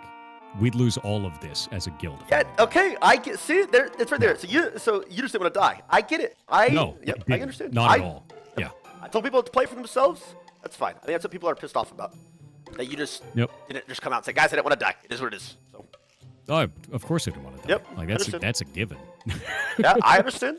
But this is simply Pirate justifying why it was good to bail out on his teammates. I just couldn't do anything, so I ran away, is a different kind of argument than I could have done something, but I'm too valuable to die, so I ran. Okay, if that's how it is, why should anyone play with Pirate? If he's gonna immediately vanish at the first sign of trouble, and it's justified for him to do so, not simply because he doesn't want to start over, but because it would be a huge loss to the guild if he died, then I'm never gonna play with him, because I don't want to have to start over either. And he's already given his get out of dungeon free card, explaining why he's justified in abandoning me. Also, let's be real, this is just post hoc rationalization. It might be bad for the guild if he died, fair enough, but this is also being used as an excuse by him to make his actions appear more selfless. He didn't just throw his team under the bus, guys, he did it for the guild! The guild! The guild authorizes the hunt! Understood! Well, after Pirate gets all of this time to talk, it's finally Yamato's turn to give his side. And here's how it goes. What, Yamato? What do you want, man? Let me say it again. He already said his piece. Pirate. Go on. Yeah, I want to speak to him because I didn't speak to him correctly. I said it again, we all did mistakes, bro. Like I didn't say, we are just blaming you.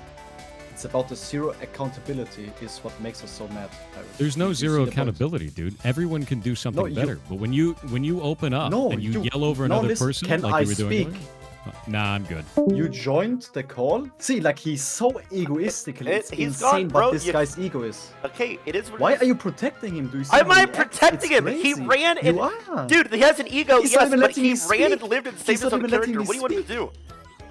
Like I want him to have accountability and say, yes, I did a mistake there. Or like, okay, sure guys, I'm sorry for like ratting. He literally has zero accountability. Yep, Yamato is immediately spoken over, and when he asks to have his time, Pirate just bails out of the fucking call again. In fact, looking at the full VOD, Pirate gets several minutes of unbroken airtime, while Yamato gets less than 10 seconds. And honestly, people wouldn't be so mad if Pirate had just shown a little bit of humility. I came in here and I talked to him and he did say he messed up. But you Bro, cannot he come, came dude. the You cannot first thing- listen. You cannot talk to everybody like you talk to me and expect them not to just insta mute you. Especially if you don't know them.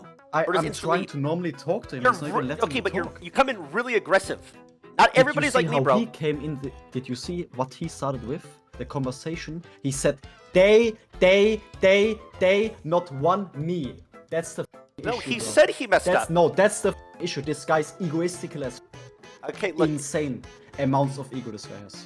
Yes, I don't disagree, but he did admit mistake. He didn't. Yes, he did. We just He heard it. just He did. said he messed up. He said he could have done more to save people. He was worried about his character. That's what he just said. What else do you want him to say? Okay, if you say so, bro. I heard something different. All right.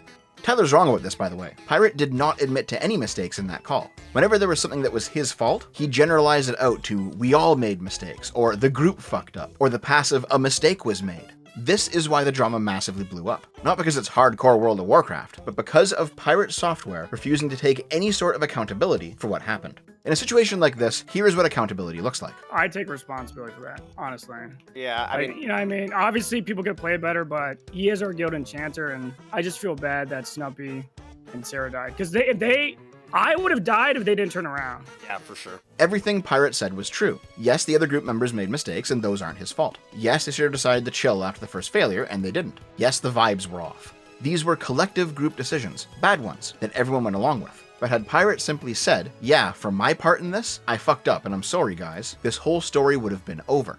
I don't think anybody wanted to see Pirate sacrifice his character in solidarity or whatever, but an expression of kindness, especially when the situation is at least partially your fault and you're not the one suffering a loss, goes a long way to make people feel respected, regardless of what they also might have done. But instead, Pirate hyper-focused on everybody else's faults while minimizing his own. He presented every excuse in the book, explaining why he did what he did, while never once showing any sort of consideration towards the rest of his team. He could not bear to admit to these small streamers that he made mistakes under pressure, that he panicked and didn't want to die, that maybe he just did some things he shouldn't have. He pointed fingers, he deflected, he generalized the blame across the group, but he never once said, I'm sorry I did that, or even, I'm sorry you lost your character. Additionally, these guys are all streamers, remember, which brings a whole bunch of extra dynamics. And I don't just mean having to contend with a larger creator's audience, who views you as public enemy number one. For example, if people are tuning into OnlyFangs streams to see them all do big dungeons and raids together, and someone loses a character, that means they're gonna lose at least some viewers, while they try to level up a new guy and catch back up. To a small streamer, losing a character might mean losing your income for a month. Again, this doesn't mean that Pirate owes them anything, but hey, a bit of consideration goes a long way. Anyway, for some reason, Tyler thought that if Pirate gave his side of the story, it would stem the flow of trolling and harassment that everyone was receiving, especially Pirate himself. Most of what's been happening is we got like a bunch of chat hoppers, so people jumped over from like other chats. We went from about 20,000 viewers to about 30,000, about 33,000, I think is what it peaked out at. We've banned thousands of people already because they're just coming in just talking shit. Yep. And Wild like, viewers. it's just like, Yep. damn, dude. Yeah. If true, that's an insane figure for total people banned so far. Keep in mind, this call is like a half hour after the main event. Despite Tyler's intentions, though, this conversation actually made things worse for PirateSoftware, not better. What Yamato says at the end of the call basically became the dominant narrative about Pirate, both with regards to World of Warcraft and everything else he does. You know, I get Pirate. He didn't want to die, bro. I don't think he wants to. Like, he said he didn't want to die. Bro, no one wants to die. Yeah, I get it. What a Yeah, stupid he wants argument. to die, but you know, some people aren't the kind that turns around and saves everybody's life, bro. I know. Listen, Not Yamato. everybody's the hero, dude. Yeah. I think you, Yamato, you assume that everybody thinks like that, but it's not how it works. Yeah, I assume that there's at least like some humanity in some people, but some people are just so egoistical and sociopaths Hey, look, that okay, you can't deal with it. Okay, that's what I'm let's not talking go about. too hard. Let's not go too hard. Actually, the common view of Pirate nowadays is that he's a narcissist, not a sociopath. But whatever, the point stands. Considering that Tyler treated Pirate with kid gloves in this convo, while at the same time being pretty condescending to Yamato, it really feels like Tyler actually wanted to help Pirate rehab his image, which was a gambit that massively backfired.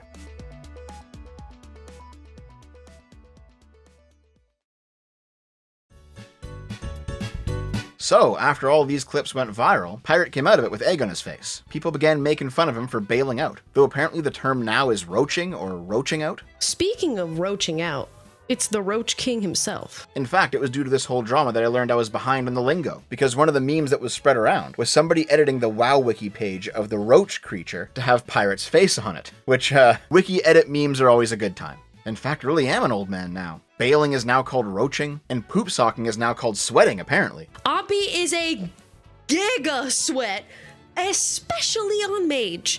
He knows all there is to know about Mage. To be a sweat in the Zoomer lingo apparently means to take the game way too seriously and play 24/7. Back in my day, that was called being a poop socker, due to an old 4chan post about a dude who was raiding and couldn't leave his computer to take a shit. So he'd shit into a sock, tie them up, and throw them under his bed. Anyway, a ton of memes were made out of the situation. You can dire maul this pussy. With this now being the end of Pirate, I think it would be nice for all of us to go around in a circle and just say one nice thing about him. I like that he gave out food and portals to the people near the exit. And piss water.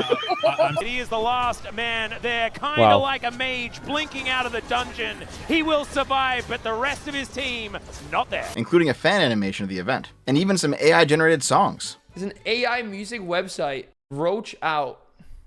Yo, gather round, let me tell you a tale of a blinking mage Oh my whose God. courage did fail. Dire Maul's the scene, the pull went wrong, and Pirate's Dude. loyalty didn't last too long. Mana untouched, his team left to die, but Pirates out sprinting. This is crazy, man. Yo, AI has gone too far. People were really having fun with it. However, Pirate was not. He was still getting sent flack constantly. This is the sort of thing that if you just leave it alone, it'll probably pass on its own like a bad case of indigestion. Sometimes a drama is just too big to stream through. You have to address it. But this one? No way. Pirate could have ended it by simply doing the right thing and taking some ownership of the situation. But even though he didn't, if he just let it pass, it would be done and over with within a week. Hell, if he was smarter, he'd try to lean into it. You know, make a roach emote or something. Turn it into a joke, have a laugh. Yeah, people are going to be mad about it in the moment, but a lot of them will come around if you can be a decent person about it. However, all of these things means he would have to admit fault, and Pirate Software seems like the kind of guy to never, ever admit fault. And it's at this point that the random internet autists, bless you guys, began to dig up a whole bunch of other interesting events that went down with Pirate before the whole shit show kicked off. For example, people found clips of Pirate roaching out in other dungeons, like here in Blackrock Spire.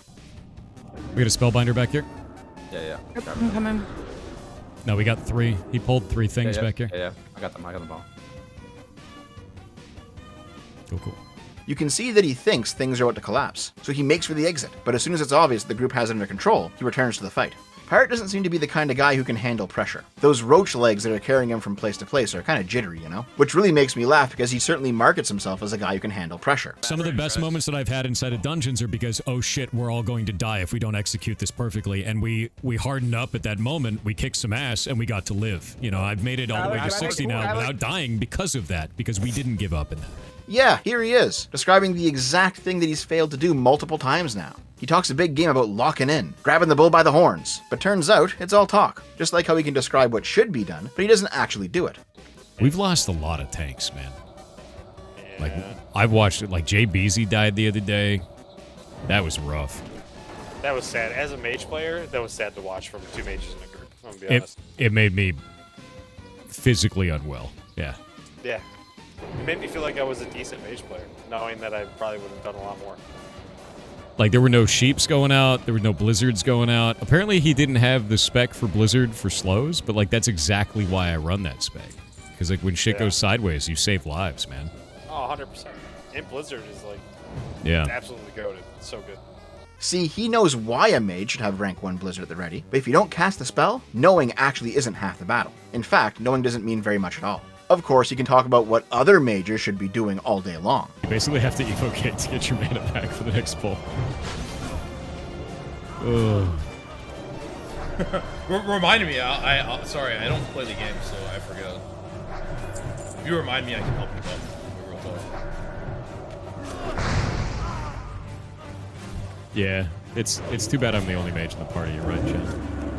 If only someone else would cast Arcane in. If only. Bro, what the fuck is this dono alert? Can't really keep wishing for things that just aren't here, though. That's true. That's true. Can't wish for the rogue. Can't wish for another mage to cast Arcane in. Yeah. Brother, may I have some oats? Oh, since we have 2 mages, we could probably poly the ads. Wait, we have 2 mages. Oh, man. Yeah, I can poly. Here I've been the only one casting Arcane in. Incredible. Oh, that's crazy. It's wild, right?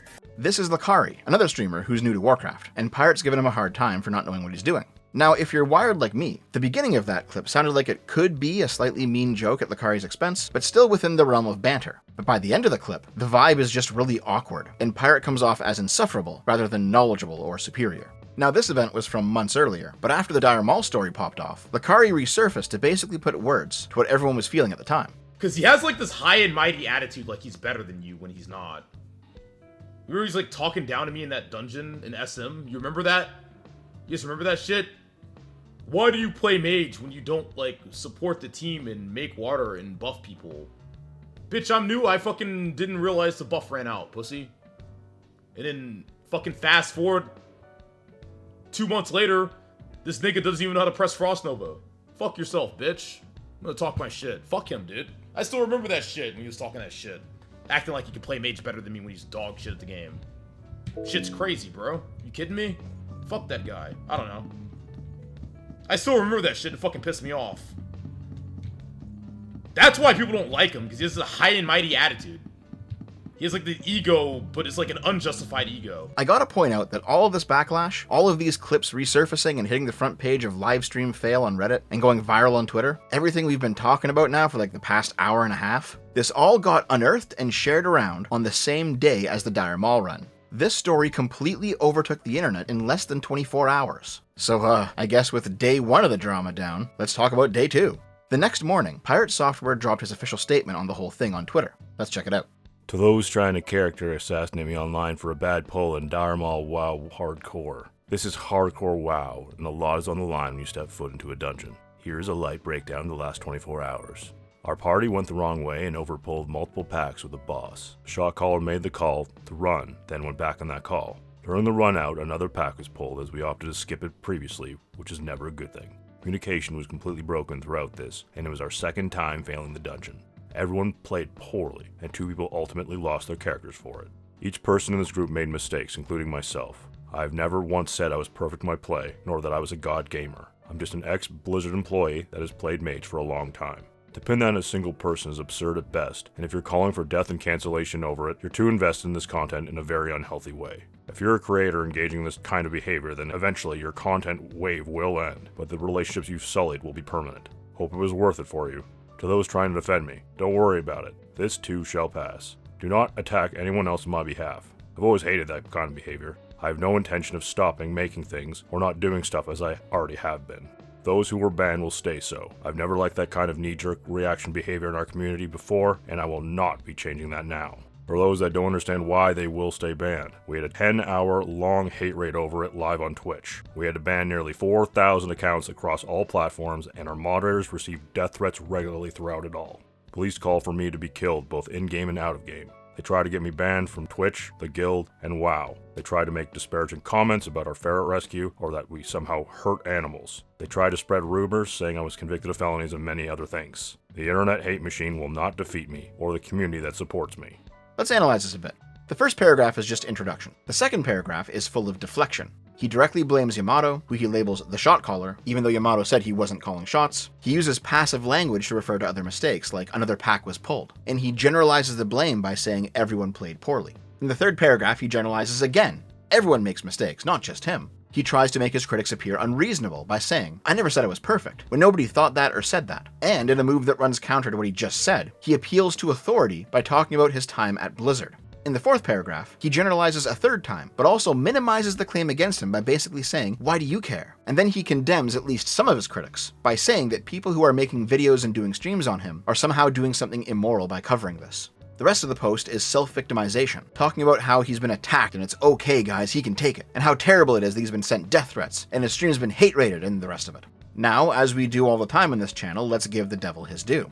Pirate, to his credit, did in fact receive some death threats. For example, on stream, his character was private messaged by somebody named Rope and Chair, who threatened to have people waiting for him at the grocery store, and that they were going to stab him at BlizzCon 2025. Another guy named Hide Your Mom said he was going to show him what it means to be a pirate by cutting his parents. Another said he was going to behead Pirate's dad. A fourth dude said he was going to jerk off over Pirate's corpse after he's murdered live on air. And this is pretty fucking unhinged. The chances of these being real threats and not just some doofus fucking around with Pirate is pretty low. Fair enough. But even still, this obviously shouldn't be sent Pirate's way or anyone's way over World of Warcraft drama. This is far past basic trolling or whatever. All that being said, it is nonetheless a tactic that Pirate focuses on the few death threats and legitimate bits of hate that he's been sent, instead of the vast majority of people who are criticizing him for his actions, however harshly they may be doing it. The person who calls Pirate a retard idiot fraud who can't play Mage might be rude, but that's still criticism focused on the actual events in question. And I'm willing to bet that the majority of blowback that Pirate's received is along these lines, and not along the threatening to kill your parents lines. Nonetheless, Pirate declared that anyone who trolled him in the game was getting reported to Blizzard, and his name apparently still holds sway over there, so this is a real threat, you guys. all of the accounts that are messaging me are getting reported. There's a funny fact about this. I worked at Blizzard for 7 years. There's a whole lot of other people there that still know me, and all of these reports are going directly to them. They're well aware of the situation, and everybody who's messaging me, they're going to get read. It's kind of a dumbass thing to do, and I can't wait for all of them to get banned. It was 2,975 bans and 1,357 bans on process, and Kronos was told to kill himself 20 times. Dude, the fact that a character named Roach Buzz Buzz invited him to a party in the middle of that clip is kind of funny, not gonna lie. Most of what's being sent Pirate's way are memes and mockery, with only a small minority being actual death threats. I'm not excusing those, obviously. However, I think Pirate's doing a classic victim Andy. You know what I mean, right? Help, help, I'm being harassed and threatened. Look at all this hate I'm receiving. In a strange way, the threats actually help him, because they allow him to characterize all of the response he's received solely by the worst elements. All in all, Pirate's first Twitter statement only served to further rile people up. Because there was no actual apology here. There was no consolation expressed to the people who lost their characters. There was no responsibility taken for his own mistakes. That wasn't generalized out to a vague, we all fucked up, guys. He downplays his own mastery of the game, something which he heavily leaned on when growing his channel in the first place. And finally, he tries to shine a spotlight on the minority of people who take it too far, to characterize the blowback he's receiving as a hate campaign full of death threats, because he doesn't want to actually face up to the real criticism he's received. And he can't take it when random chatters make jokes about him. Like, for a while, Pirate was just banning anyone who said the word mana gem in his Twitch chat. It's like I've said multiple times already. It would all be over if he just took the L. In fact, another top-tier WoW player tweeted this exact thing at him. Just take the L, it's not that hard. And Pirate responded with, hope this was worth it for you. What do you mean, dude? Of course it was fucking worth it. You're acting like a retard, when a simple, my bad, would go a long way to solving it. But of course, he didn't just take the L. We're now on day 3 of an escalating drama that shouldn't have even been a drama in the first place. When asked about people reacting to and giving their analysis of the situation and saying who's at fault, going over the play, going over the post-game calls, the reactions, Pirate had this to say. And for all the content creators that were out there trying to cannibalize me to boost their numbers for a little while, that may work for now. But in the future, no one's going to want to do anything with you other than other people that also want to cannibalize you. You're going to surround yourself with assholes. That's going to be on you, bud. That's shitty for you, to be honest with you. And I feel bad for you. He's still not understanding the situation that he's in. Yes, sometimes the knives do come out among drama farmers. I've seen it many times. But he's acting like he's this paragon of virtue who's been taken down by the hate mob, this sacrificial lamb, and from beyond the grave he's issuing a dire warning. It'll happen to you. Yeah, sure, that might happen. But this is happening to you right now, Pirate, because people were making fun of you and you couldn't roll with the punches, and so people made fun of you even harder. And then Pirate said this. It's blown out of proportion. A little self-reflection and attitude and tone would go a long way. I gave a shit about that at first, and I don't give a shit about it at all now. At this point, we've gotten thousands of bans in the chat. We have bots hitting the chat. We have real people hitting the chat. We've received hundreds of death threats. We've gotten 2 swatting attempts so far. And I really don't give a shit how people feel at this point. And I feel like anyone else in my position would feel the same. So the people who are trying to do this for content, the ones that want to do this as a content play, which is quite a lot of streamers, I don't have any respect for them, and I never will. Well, okay, that would be a fair take. If this drama had been going on for weeks and months, and it just wasn't stopping, no matter how hard you tried to roll with the punches and shrug and laugh it off. But this is like 2 days later, dude. At what point did Pirate ever care about being reconciliatory in this whole thing? In fact, that was the main initial criticism, that right from the get-go he was only about defending himself, with nothing in there about taking ownership for his actions. Again, yes, the death threats are bad, but like I said, he's using the worst behavior and painting everyone with that brush. Since it has been a couple days, Pirate was once again asked to give a summary of the drama, and here's how he characterized it this time. Would you care to elaborate on what's going on? I have no idea and feel lost. Sure. A bunch of people were really pissed off that I played World of Warcraft hardcore, and I was blamed entirely for a bad pull. Basically, the tank overpulled, pulled 2 packs and a boss. We all played like dog shit. Going from there on, the druid butt pulled another pack on the way out. The call was made to run. I ran, and I ran further than other people wanted to, and then the call was made to not run. So I didn't run back in.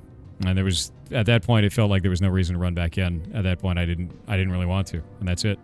And it's spiraled out of control into this kind of like hate brigade all over the internet, where people have told us to kill ourselves. They've tried to get me banned in the game. They tried to get me banned on like Twitch. They've tried to get me banned from the guild, and it's just kind of disgusting. And I don't really give a shit about it. So At this point, we just have the mods banning everybody who's talking about it pretty much anywhere. Notice how the story becomes vaguer and vaguer with each retelling? Nobody blamed him entirely for a bad pull. Responsibility is diffused out once again by saying, we all played bad. He relies on the shot caller again only when it's convenient. And of course, now those who disagree with him are a hate brigade, intent on destroying him, getting him banned from OnlyFangs, getting him banned from Twitch. It's all about how much of a victim he is. Speaking of OnlyFangs, it's at this point that Pirate escalates by turning on his own guild. I think it soured the way that I feel about many of the creators inside of this, because there's a number of them that either weren't there to see stuff happen and made a snap decision about the entire situation, or are currently publicly stating that they're farming it for drama because it boosts their viewership. And that shows me that it's a lot of disingenuous bad actors in there. Content is causing drama and problems. There's a lot of streamers actually in this guild that want to cause problems specifically with me, and have even stated so publicly on their Twitch, saying that they want to have a fight with me for content. That's not content. That's dog shit. Alright, I mean, if the guild you're in is actually full of antagonistic people who just want to farm you, I can see why Pirate wouldn't like that. He doesn't name names, but alright. The next day, though, day 4, Pirate gives this take. Because they want it to be a double down, a triple down, a quadruple down. They want to have a villain. They want to have an enemy. They want to fight that shit into the ground. They want to send death threats to people over it. Because they're goddamn insane. Because this guild has turned into a content guild built on hate, not a content guild built on experiences. Because they're freaking monsters, dude. OnlyFangs is a guild built on hate? Built by monsters? He's still in the guild when he's saying this, by the way. We're on day 4 of an event that should not have even been an event. And now he's throwing everyone under the fucking bus. It should come to nobody's surprise, then, that Sodapoppin decided to simply kick PirateSoftware from the guild, saying that most people now feel uncomfortable playing with him around, and that the stream clips from that day basically sealed the deal. I actually am the one who linked Soda. Because I saw the, I will take responsibility. I saw the post on LSF. Or, well, someone linked it to me. One of my friends was like, dude, this guy is actually out of his mind. I saw what he said. I was kind of like, I messaged Soda. I was like, we gotta talk to this guy. I didn't even say I didn't say we had to kick him. I literally was like, we gotta talk to this guy. Like, I don't know what the fuck's going on with him, but he can't be acting like this. And then Chance was like, yo, we'll just get rid of him. I was like, okay. Pirate stupidly responded with, cool way to handle it, guys. Dude, did you not just call them fucking monsters? Congrats on the win. I didn't win. I didn't win. He just lost to himself. All I did was let it happen. In fact, during that same stream where he called them monsters, he was asked again to summarize the drama. And even though it's been just 1 day since the previous summary, the story has warped again. And a lot of it was from a rogue that was bitching the entire time about every goddamn thing that was going on except for his own play. But the mage is the one at fault because the mage is the hero class and the mage has to do everything perfectly. Everyone in that played badly. The druid butt-pulled an extra pack on the way out. The tank chose to take us into a bad route through the entirety of the dungeon, pull 2 packs and the boss at the same time. I, as the mage, went into that fight with 40% mana, tried to use my resources, used them poorly, and got myself out when the call was made to run, which, by the way, was made by them as well. Everyone played badly. In fact, the only person who didn't was the healer. This time, Yamato is directly thrown under the bus. Pirate says that he was expected to be perfect. He directly blames Ozzy for pulling weird for the entirety of the dungeon, even though they weren't that far into it, and once again leans on the shot caller shit. Nobody should be surprised when Sodapoppin said others felt uncomfortable around Pirate. He was just putting everyone and anyone on blast. Further proving this, during the final night of Pirate being in the guild, he couldn't even find anyone to run dungeons with, because nobody wanted to deal with his bullshit. Oh, they have a group for Ubers? Really? Yeah, that's what they said. Oh, really? And Zombat had to drop off a fiery enchant. Big Tex is here, so we're ready on this end. Do they have a group for Ubers? I don't see. They said there's 2 other groups running already, which is probably why it's going to be difficult to get like a 3rd group running. Everybody's running Ubers now. Here's the thing. Really? I didn't see anyone. But it wasn't just the OnlyFangs crew that Pirate lashed out at. He basically targeted everyone. He began to actively keep track of who on Twitch was covering the story, and had his community report their channels simply for talking about him. I just banned and report him, dude. We've been doing bans across the Twitch channel. We've been doing batch reports up to Twitch. We've been taking all of this. We've been documenting all of the content creators that are egging it on. Like, all of that shit is documented and reported. He characterized this as organizing hate raids, which is against Twitch TOS. What is against TOS? What is against TOS is organizing hate raids on the platform, which is what a number of these other content creators have done live on stream while admitting that they're doing it specifically for content, that they're doing it so that they want to cause beef with me as a streamer so that they can get it for content in OnlyFangs, and how to position themselves to cause those types of arguments to happen. Since it was all done live on stream, we've reported that to Twitch. Once again, he's painting all criticism and all mockery with the brush of the worst minority of people who are actually sending him threats. The threats are obviously unacceptable, but calling this a hate raid is some ridiculous fucking cope. There's also an unconfirmed claim floating around that Pirate's flagging campaign spread onto YouTube as well. Joker D had his video on this whole drama spam reported for cyberbullying. According to him, it was because he shat all over Pirate the previous day on stream. I honestly fuck PirateSoftware. Like, straight up, bro, this dude is a complete fraud. At least in the WoW space, I don't care if he worked for fucking Blizzard. The guy probably made fucking coffee for some devs. I don't even believe for a second he coded anything in this game. I don't dude. Nothing at all. All right, bro. Guy probably fucking was interning there for a week. I'm not gonna believe a word that comes out of his mouth. I don't give a fuck. Now, while this is something that Pirate's clearly capable of doing, based on everything else we've seen, I couldn't verify that he was actually responsible for this, so take it with a grain of salt. Pirate dropped a second public statement after getting G-kicked. The first few paragraphs are just recaps what's happened so far, so let's jump ahead to the new stuff. The next few days was just tens of thousands of messages berating me, sending death threats, doxing, and all kinds of shit. This happened on Twitch, Twitter, YouTube, Steam, Reddit, Discord, and over VoIP-initiated phone calls all at the same time. So what do you do in this situation? You start reporting it and banning people. We took the 10,000 attack accounts and reported them up for the organized hate raid that this is. It disrupted our broadcast on all platforms for the last 3 days and prevented our community from doing anything. That's a hate raid, no matter how you slice it, and it needs to be reported. We also set up automation to shut down the first message, last message shit-stirring posts, which worked to mostly positive effect. Despite all this, I kept running with the guild and kept doing dungeons with people. Got my UBRS key, had runs that were fun, and had some clutch moments as well. Then during a UBRS run, another creator in the group shit-talked me the entire run and spoke many times about wanting to start a fight with me over voice for content. I was pissed about this and said bluntly to the community that I would be reporting anyone that does things like this. Not just anyone covering the situation, anyone specifically targeting me to make content out of it by directly disrupting our broadcast. The idea that you shouldn't fight back or do anything to defend yourself is absurd. Absolutely do something about shit like this. Defend yourself and report that kind of behavior. It doesn't matter what size of creator you are, that doesn't belong on any of these platforms. This was posed as a content guild, which to me meant we were crafting stories and narratives around our characters and achievements, not content at any cost, which this clearly has become. Okay, what is this, a sextuple down? I've lost track at this point. But additionally, he said that there was a specific streamer in an Upper Blackrock Spire run whose aim was to beef with him for content. Well, you're kicked out now, dude. The bridges are all burnt. Why not just name the guy? Let us know who the snake is. Or maybe it's more convenient to keep him vague and unnamed, so the on-stream accusation of the entire guild is this way kind of sticks a little bit better. In fact, when confronted about it the next day on Twitter, this is day 5 now, Pirate said this. I never did that actually. I reported one streamer that was live for over an hour discussing how best to fight me over comms for content. Everyone spiraled that out with half-clipped shit to make it seem like I was going after everyone. No one even stopped to ask because the internet doesn't give a shit about reality.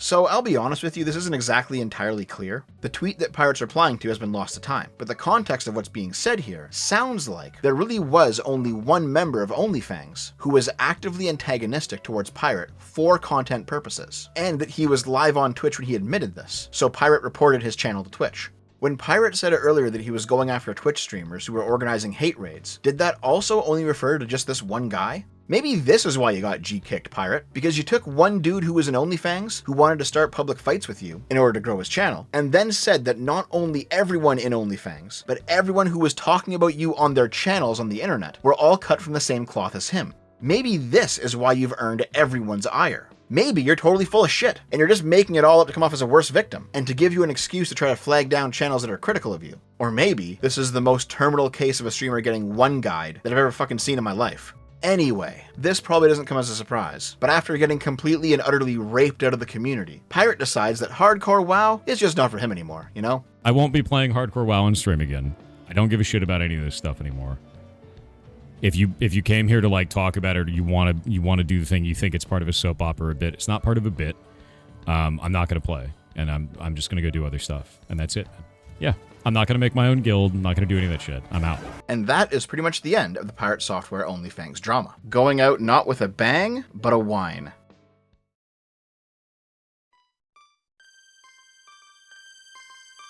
Let's quickly round out the story. After Pirate took a bow, everyone else involved in the initial event would eventually go on to enjoy their own controversies. Ozzy, despite tanking in various guild raids and events, would eventually die in a random dungeon run tanking the final boss. Oh my god! There's no way. No way.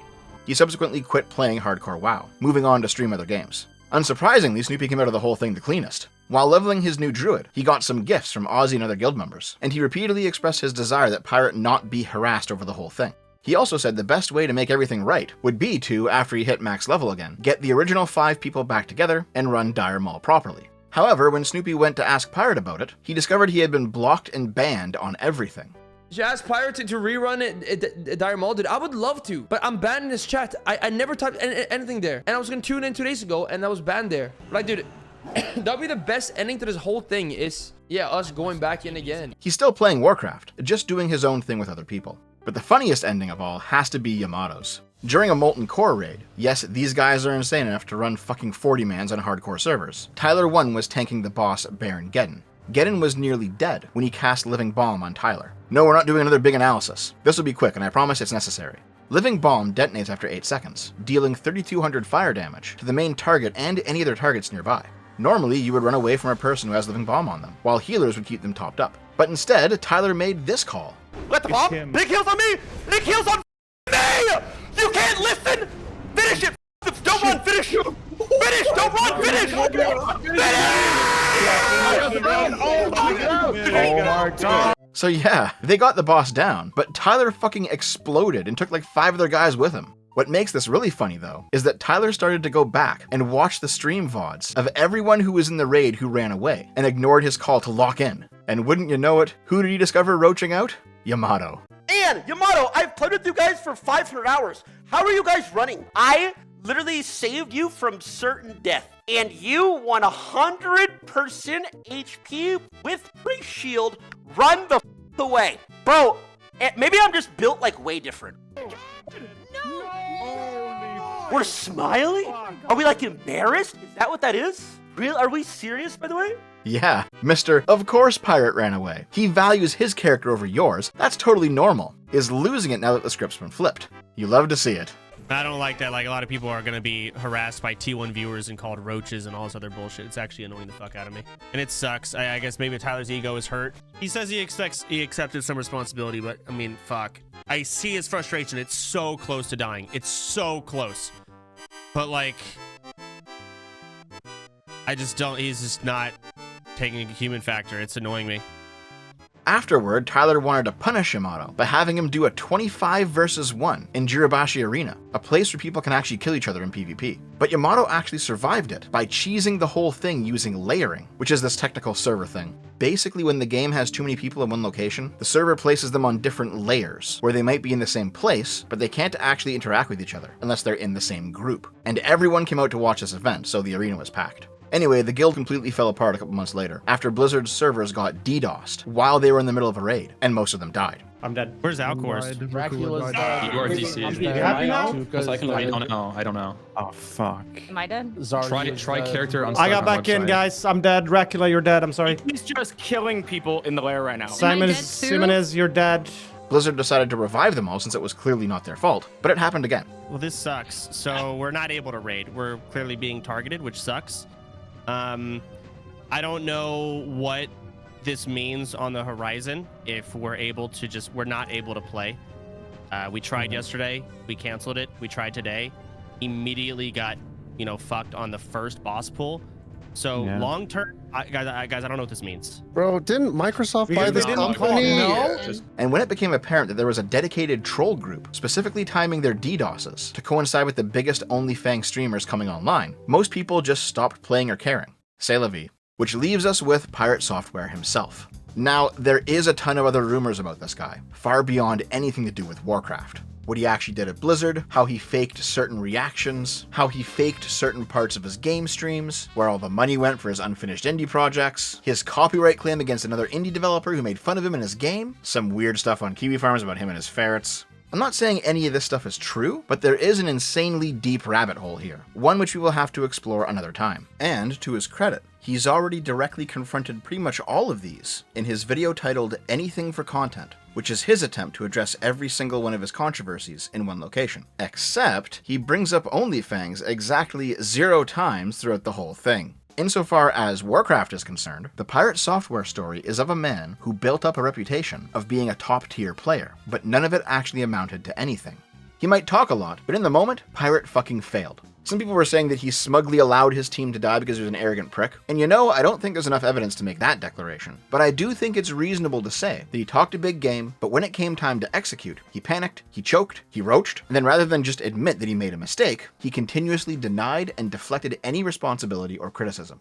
Pirate's repeated double downs caused the conversation to quickly shift away from the Warcraft stuff, centering it squarely on his own character. The drama was kept alive far longer than it needed to be, solely because PirateSoftware couldn't take the L, couldn't be just a little bit humble, couldn't display even a shred of charitability towards other people when they suffered in part due to his actions. I'm not saying this excuses whatever legitimate threats Pirate did receive, and I'm not saying Pirate is solely to blame for everything here. I'm saying that Pirate could have avoided calling down thousands of angry people on his head by simply giving the other side of the argument an inch of space, just a breath. That's all that was needed. A simple sorry, but his ego didn't allow him to do that. And as a result, he's basically completely destroyed his reputation. His community is maybe 1/4 of the size it used to be. His former fans generally express feelings of betrayal and disappointment, because they really used to trust him, and this event was the mask-off moment that ruined it all. The story of PirateSoftware, ultimately, is a lesson in the art of humility.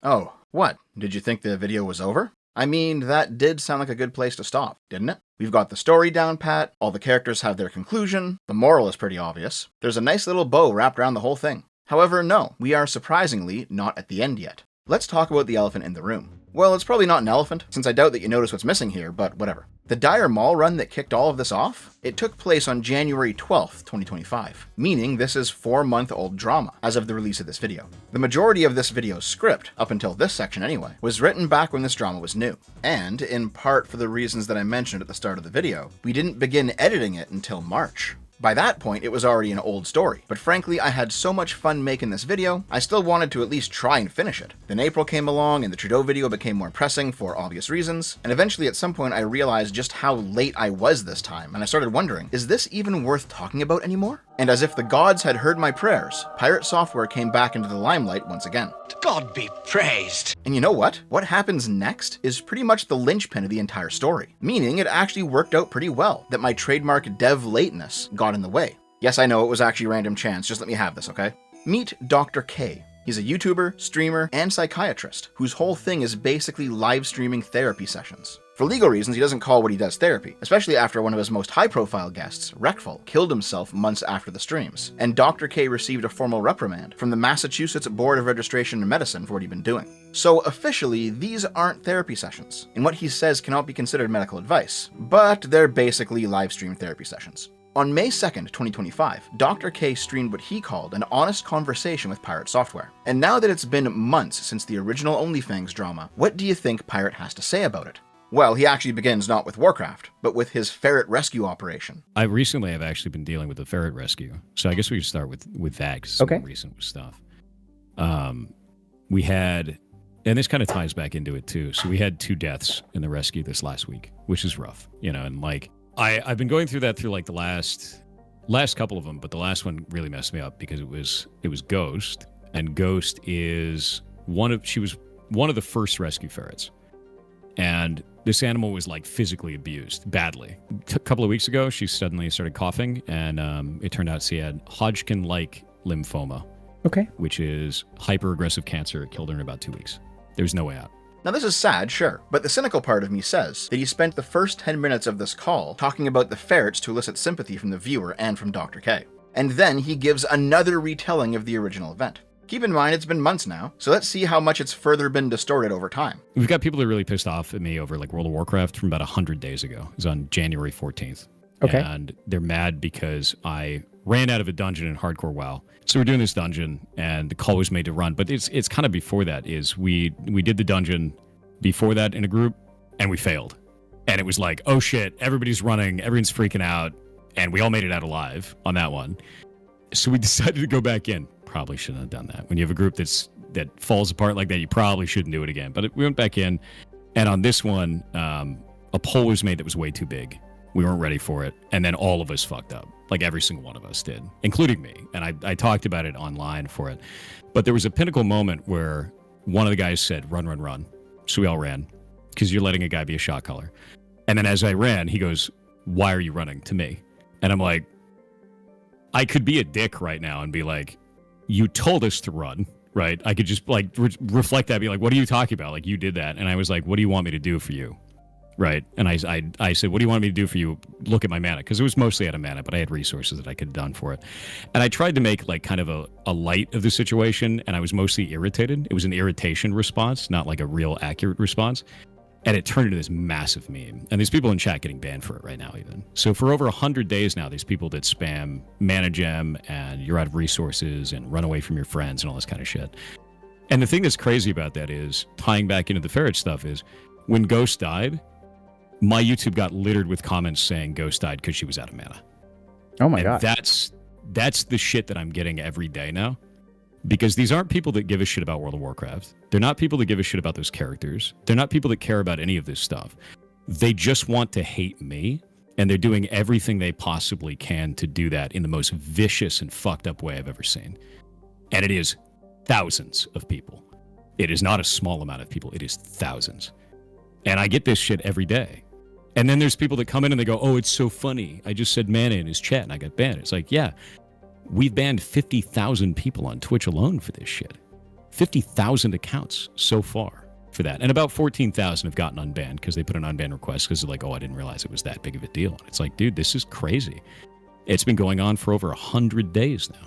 There's this effect where, months after you've done something bad, and you've got some distance from the situation, you can simultaneously downplay the event as something that happened long ago, so why do you still care? While also admitting a bit more that you were actually at fault, because it was so long ago and it doesn't matter who you are now. Pirate's actually doing this here. He did admit more than in previous retellings. He says he could have done more. He knew he was having an irritation response. He was being smug on the mic and smug on the camera. But he also ultimately downplays the event when he says, it's been over 100 days and I'm still getting harassed. It sounds like he simply wants the drama to stop, because, spoiler alert, it actually hasn't stopped this entire time. He actually does see trolls regularly brigade his shit with roach memes and mana gem memes, even though it's fucking May at this point, and this happened back in January. Usually troll ops wind down and the meme cycle moves on, but not with Pirate. And you know what? Fair enough. Regardless of what Pirate did or didn't do, it's obviously going to be exhausting to have the same shit derail what you're doing 4 months later. However, my sympathy is still kinda limited when you explicitly tie in the ferret sob story in order to make yourself look even more like a victim. They've absorbed into their personality that they need to kill me by whatever means, right? And when I say kill, I mean it. Like, I've gotten swatted over this. I've had weird phone calls to my phone where they're trying to like set me up to try to get me arrested and all kinds of shit. I've had death threats, thousands of death threats over this, which is just insane. It's weird, man. Like, I've never seen this kind of vitriol over something that's just so not a big deal, and for such a long period of time too. Yeah, so I'm kind of curious. So first of all, that sounds insane. It is, yeah. Like, I've certainly seen that there are people who... I don't think people on the internet realize how much power they have to really, like, mess up someone. So there's this perception that, okay, if you're, like, successful or famous, that... I don't know if this makes sense. It's like almost like the things that you have going well in life are in the same HP pool as the psychological attacks. But that's not how it works. Again, if true, this is pretty beyond the pale. It's just Warcraft, guys, not worth sending death threats over. But at this point, Pirate has stopped posting examples of these, so they're now unconfirmed.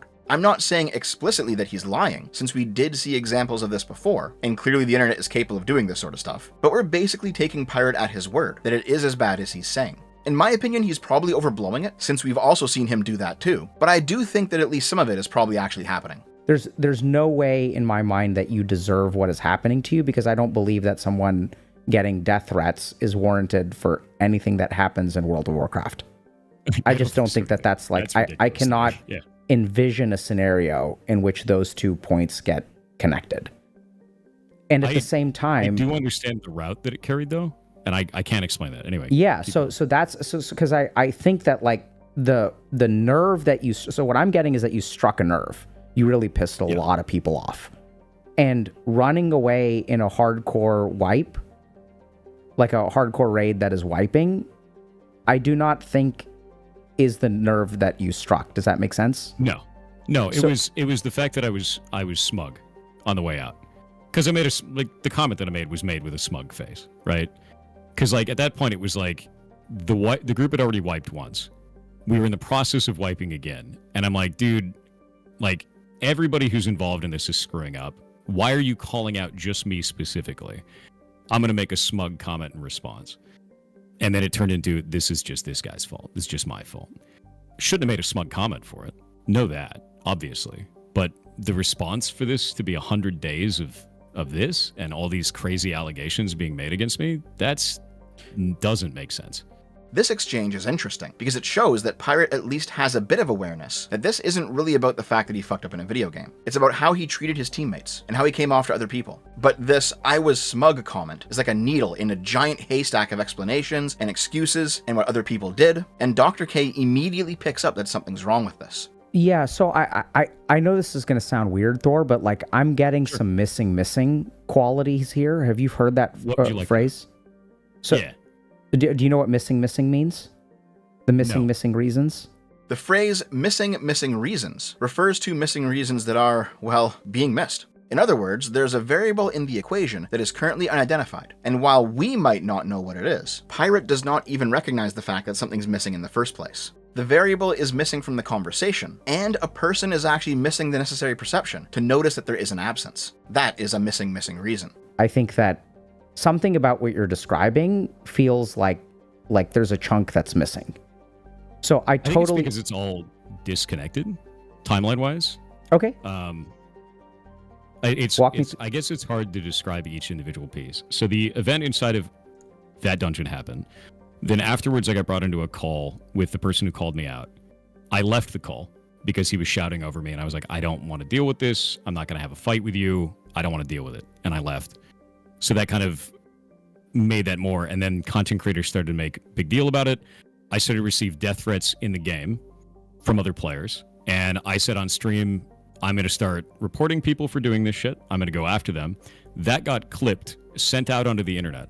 And then when people sent that out on the internet, they tried to say that I was going after other streamers, when in reality I was going after the people who were sending me death threats, and the only streamers that I reported were ones that had done things like said on stream, I'm going to go to PirateSoftware's community and harass him because I think it's good content, saying that live on stream, which is like 2 or 3 people. And I don't think that's a wrong thing to report. So they clipped that one, and this all kind of got spread onto livestream fail and all these little pieces out of context. Wow, did you catch the truth morphing right in front of our eyes? Or ears, I guess? Pirate was brought into a call. The passive tone makes it sound like he wasn't a willing participant, who got 10 times the amount of airtime that Yamato did. And then he apparently left the call because Yamato was shouting over him, when it was Yamato's time to talk, and it was Pirate doing the shouting? This is unreal. However, he also confirms that only 2 or 3 streamers were actually directly targeting him using the Twitch platform. I just banned and reported him, dude. We've been doing bans across the Twitch channel. We've been doing batch reports up to Twitch. We've been taking all of this. We've been documenting all of the content creators that are egging it on. Like, all of that shit is documented and reported. Which aligns with what I said earlier, that he's just painting everyone with the brush of those worst elements. Because this guild has turned into a content guild built on hate, not a content guild built on experiences. Because they're freaking monsters, dude. Listen, Pirate, how is it that OnlyFangs was somehow a guild based on hate, when by your own admission here, it was like a couple of guys max doing this shit? Dr. K's detailing of this is actually pretty good. How do you understand why people keep showing up? You're saying it's happening constantly, right? You're saying that... It happens if I talk about it. It happens if I don't talk about it. This is every day. It's just more right now because we're talking about it. Right. So I understand that it happens every day. It sounds like it's like awful. I don't think you deserve this. At the same time, I think that if we want to, we can try to understand it. So let's say that you do something, right? Let's say you take an action in life. In the response, would you agree that the response that you are getting is disproportionate to the actions that you've taken? I would absolutely agree with that, yeah. Okay. So let's... It doesn't mean I was in the right. It doesn't mean I was in the right. But I do think the response is disproportionate. I'm with you, okay? So I'm going to start by... Huh? I don't think it's disproportionate on an individual level, to be clear. I think each person individually that responds with that thinks that they're the only one responding with it, or that they don't feel like it's that big of a deal because it's just one person and they don't understand scale. Okay. So I concur with that too. So let's start with a couple of like really basic things. So the first is, I do not believe, this is a judgment that I'm making, you're welcome to disagree, but I think the majority of people who are on the internet, I would hope, can agree that something that happens on a stream involving a hardcore raid does not warrant a death threat. That's my first axiom, okay? The second thing is that... I would hope so. Even if we think you're an asshole, that the amount of psychological punishment you are experiencing is, at this point, sufficient. So I would encourage everyone who is watching this, listening to this, if shit gets clipped out of context, and because I think this could, go wahoonie shaped real quick, please, if y'all are disseminating information about this conversation, please include this part, which is that we're all human beings who do the best, generally speaking, that we can. Do people make mistakes? Absolutely. Are you allowed to get mad at them? Absolutely. Should you do death threats? No. But also, I want everyone who is a hater on the internet to really stop for a second and think about what the hate does to you. Right? Like, you're hurting another human being, but like, for what purpose? Like, I think it's just kind of, it doesn't make the world a better place. I know that in the moment you feel like, oh, I want to put someone in their place. Like, I'm like, he needs to be taught a lesson. He needs to be talked to, he's like, oh my God, like, he did this. And like, and I understand those feelings. I'm not even saying that those feelings are wrong, but also like, I don't know how else to say this. Like, it's just a bit much. I don't think it's actually helpful in the long run. You guys are doing all this crap to Thor. It's not clear to me that he understands why you're doing it. The main goal that I have here is to try to offer some potential, because I don't know if I'm right here, okay? Some potential insight into the gap between what happened to you and the response that you receive. So the first thing is that this is disproportionate, right? So yeah, I can see that. What they're responding to is something in here, in between your actions. Like, you're evoking a response. So here's your actions. And then there is some kind of equation that maybe has a, let's call it a multiplier. And then over here we end up with harassment. So if we look at it, right, so there's your actions, and then there's like various amplifying effects that result in the level of harassment that you receive, right? Yeah. Okay. No, I can understand that completely. So, and then let's like toss in, like, there's another variable here which is like memeing. There's another variable here which is like momentum. There's another variable here which is like content creators hopping on. Content reactions, right? So each of these things is an amplifying effect. Agreed? Yeah, absolutely. So let me ask you, in your gut, do you think that this plus these things is sufficient to explain, not say that it's justified, but explain what you are going through. I don't think so, because I think the internet would have given up about it. I completely agree. So I think there's a big variable. It's too long-lived. There's a big variable. You've tapped into something that people really don't like. Not gonna lie, I often think this way myself, with regards to adding up variables and stuff. It's probably the autism. So actually seeing it laid out is pretty cool. Pirate doesn't really seem to understand where he's being led in this conversation, though. The missing variable that Dr. K identifies is pretty clear to all of us, but Pirate just isn't getting it. Now, maybe Pirate does actually get it, and he's just lying to Dr. K in order to keep deflecting. Or maybe he's lying because it's a live stream. He doesn't want the audience to see. Or maybe he's lying to himself, where he knows that if he just had some introspection, he could see what's going on, but it's too painful, so he looks away. He could know if he wanted. Or maybe he's completely incapable of knowing. Maybe he lacks the ability to self-perceive. In that case, he's not lying, he's just incorrect. If it actually is that last one, that's pretty spooky, because it points to Pirate possibly lacking a fundamental human quality of being able to understand things you disagree with, to put yourself in somebody else's shoes. If you can't perceive the values or the rationale of the people that you're opposed to, in at least an attempt to be objective, you're going to have a bad time, especially if you're in Pirate Software's position. I said, hey, I'm noticing something about your narrative. And what was your answer? That I was like deflecting. What do you mean? It's unless we're talking about something else. No. What we just talked about. I said, hey, I'm noticing something about your narrative. And then you said what? Yeah. That I was like deflecting or trying to push off blame onto somebody else. Okay.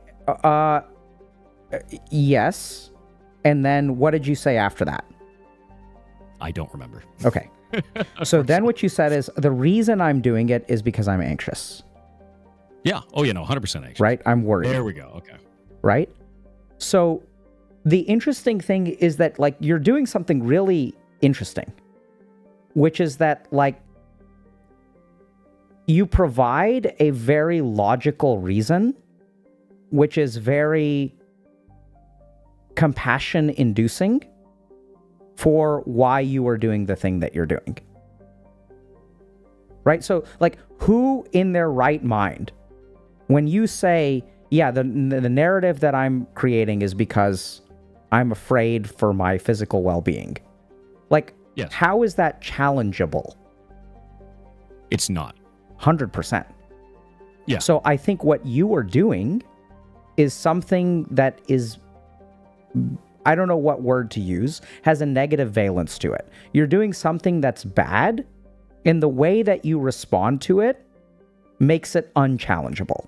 It may not sound like it, because that's just Dr. K's voice. I'm not sure if Pirate thinks he's being agreed with here or what, but this is actually extremely confrontational. What Dr. K is saying is, Pirate's defense for his actions is designed to induce compassion in such a way that he can't actually be challenged. When people say, Pirate, you fucked up, take accountability, Pirate says, well, I've been sent death threats, I'm being harassed. How dare you ask me to take accountability now? And if you challenge that logic, well, you feel like an asshole, because he is the one being sent death threats, and that only serves to further stoke the flames. This is actually a tactic that narcissists, abusers, and manipulators commonly employ, known as frame control. Now, it's not unique to those types of people. We've all done this at one point or another in our lives, but they tend to rely on it routinely as one of their go-to tricks. Frame control basically means to make other people perceive a situation the way that you do, by setting up the parameters of the conversation such that they are funneled into your position. What makes frame control insidious is that at first glance it looks like completely normal behavior, and oftentimes it's not actually that bad, at least individually. But it's only after being on the receiving end of it many times that people begin to intuitively feel like there's something wrong going on.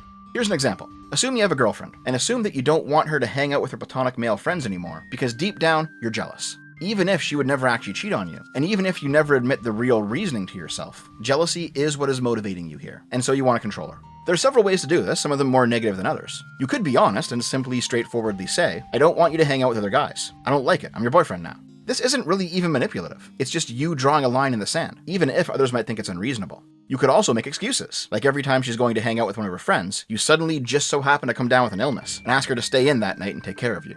You could be overtly physically abusive, where you actually just stop her from going out, or you beat her when she does. And then there's frame control, which is a more advanced manipulator tactic. In this case, the arguments you give for your control over her are extremely altruistic. You might say something like, oh, I'm just so worried about you. I heard he was a bad guy. Or, I just don't want you to get assaulted. I know you worry about that.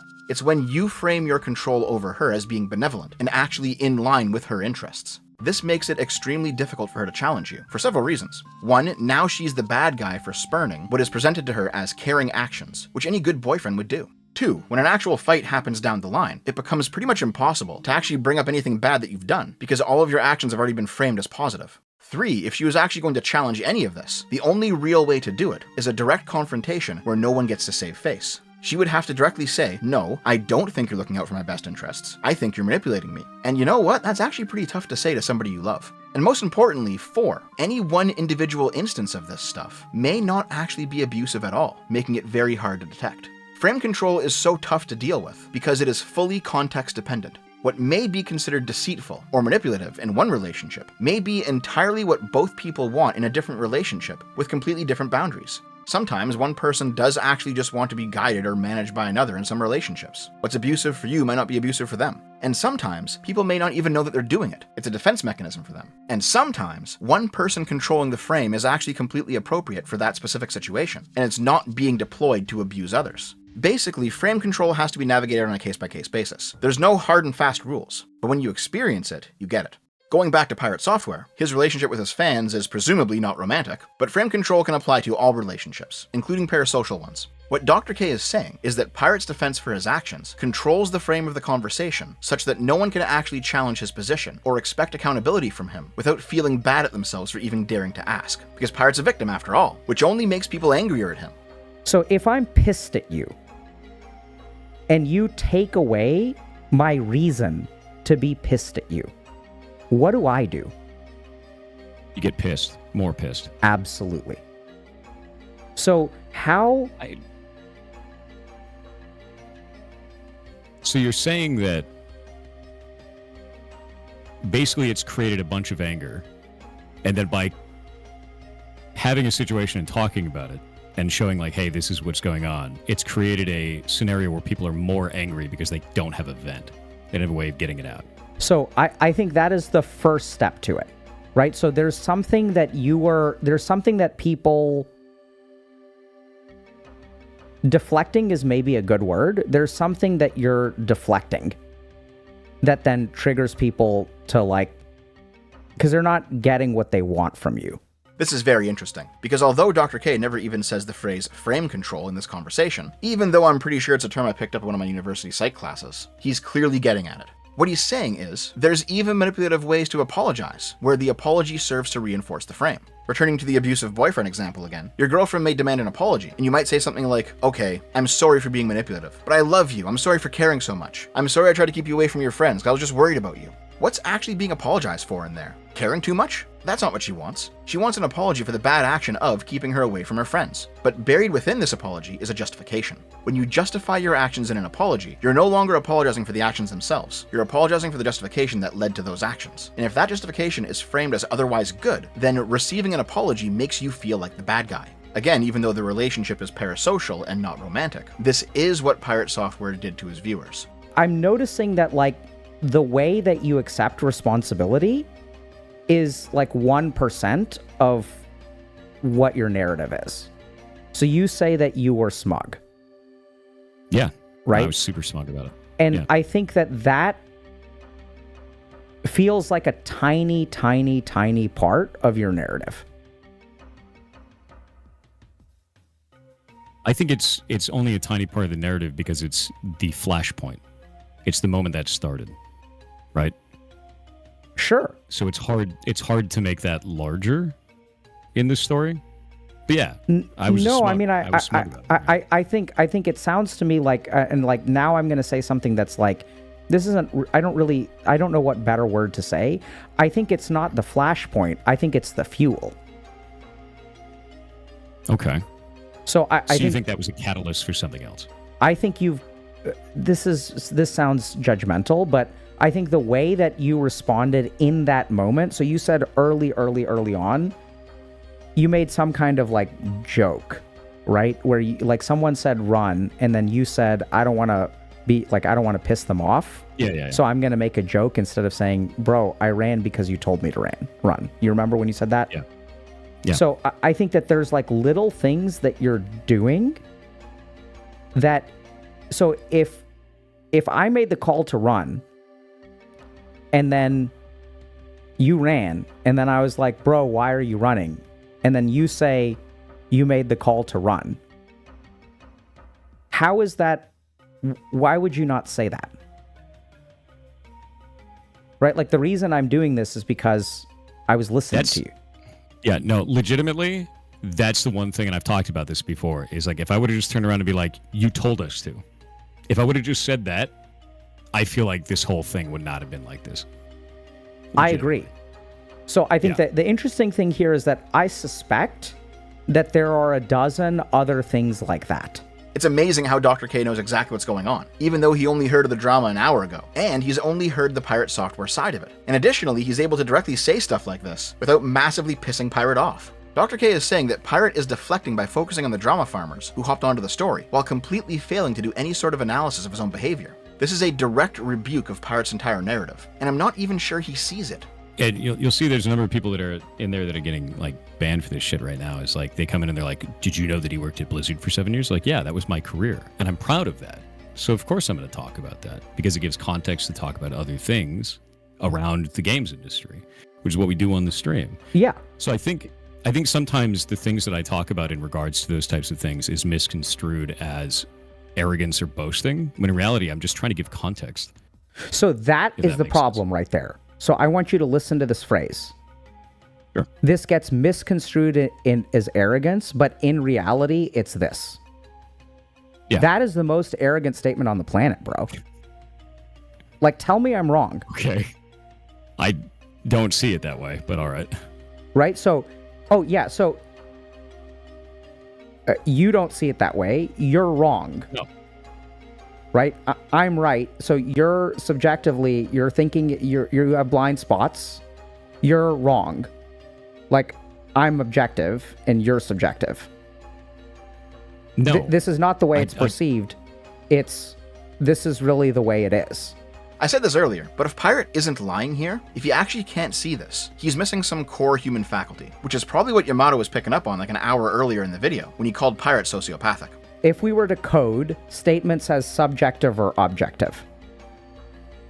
Okay? Okay. Like, so coding a subjective statement is, let's say, like, I'll just give you an example.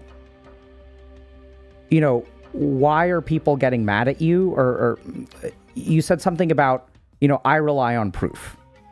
So if I were to code that. It doesn't mean you don't. I know. Mean, I feel like somebody could take it that way, but that's not. No. That's I'm not going there. So if we were to code that gets coded as objectively, right? That's an objective statement. Okay, sure. So here's a subjective statement. I feel like this is unfair. Okay. Have you said that at any point? Yes. Over this conversation?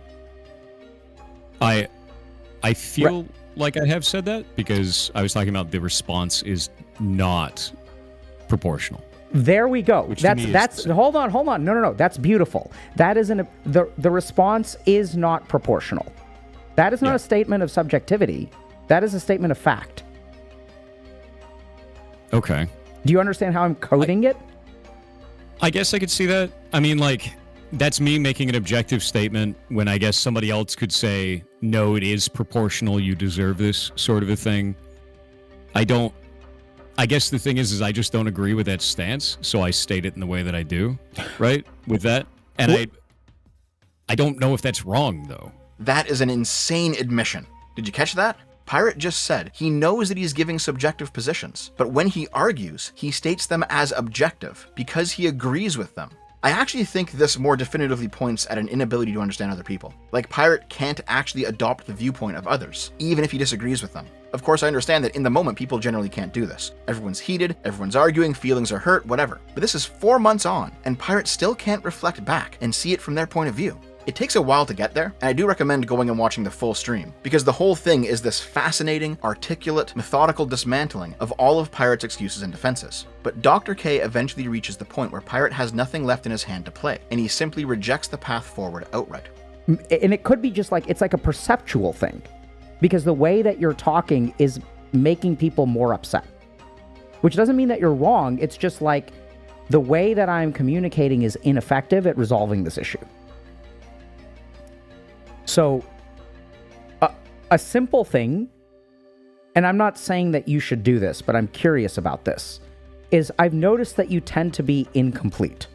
I've noticed that you tend to be complete with your answers. So when I look at that X thread, right, you try really hard and you do a great job. You're like, here's what happened, here's what happened, here's what happened, here's what happened, here's what happened. Have you ever tried to be incomplete with the smugness? Just talk about the smugness. If I try to be incomplete with it? Incomplete with the whole story and just focus on the smugness. What does that mean? Let me like not give any context whatsoever? Yeah. Let's say yes to that. I think that's a bit of a hyperbole, but just an emotional response? No, just say, "Hey guys." So basically, you know, when you tell the narrative, you start with like, I made a mistake, everyone made mistakes, I was smug. And then there's a lot that comes after that. How would you feel about just ending it after that first paragraph? I hate that. Okay. I have like an immediate emotionally angry response against that. Very good. Because it feels like idiocracy. Okay. It feels like, that's too long, didn't read, I don't need all those words when few words do gooder. That I hate that shit. Like I super hate that kind of communication of like there's a lot of people that say like, oh, you should just say my bad, guys. No, that does not in any way explain a situation. That doesn't tell you any information that is real. It is hand waving for the masses in a way that is disingenuous to what happened and disingenuous to the people that are involved. I feel like to do that would be just me lying for the sake of lying so that people would fuck off. For most people, it's very hard to apologize without adding in their rationale, because people like to tell their stories. They want to justify what they did, because doing so absolves them of some of the guilt of the apology. There is a huge difference between, I'm sorry I snapped at you, you were just bugging me so much and I was already pissed off from work and you drove me crazy, versus, I'm sorry I snapped at you. Maybe it is actually the case that your girlfriend did bug you a lot and work really did piss you off. And there are appropriate times to solve those problems, but that time isn't this conversation when you're apologizing for what you did. Having a good reason to do a bad action may be understandable, it may even be justifiable, but it's almost always better to not do the bad action in the first place. Whether people can word it or not, most people can't, Yamato kinda could, this is the core problem. What people want from Pirate is accountability. What Pirate is offering isn't accountability, it's justification. It's self-absolution. There's something about the way that I hear you talk that rubs me the wrong way. There's something about the way that you talk that seems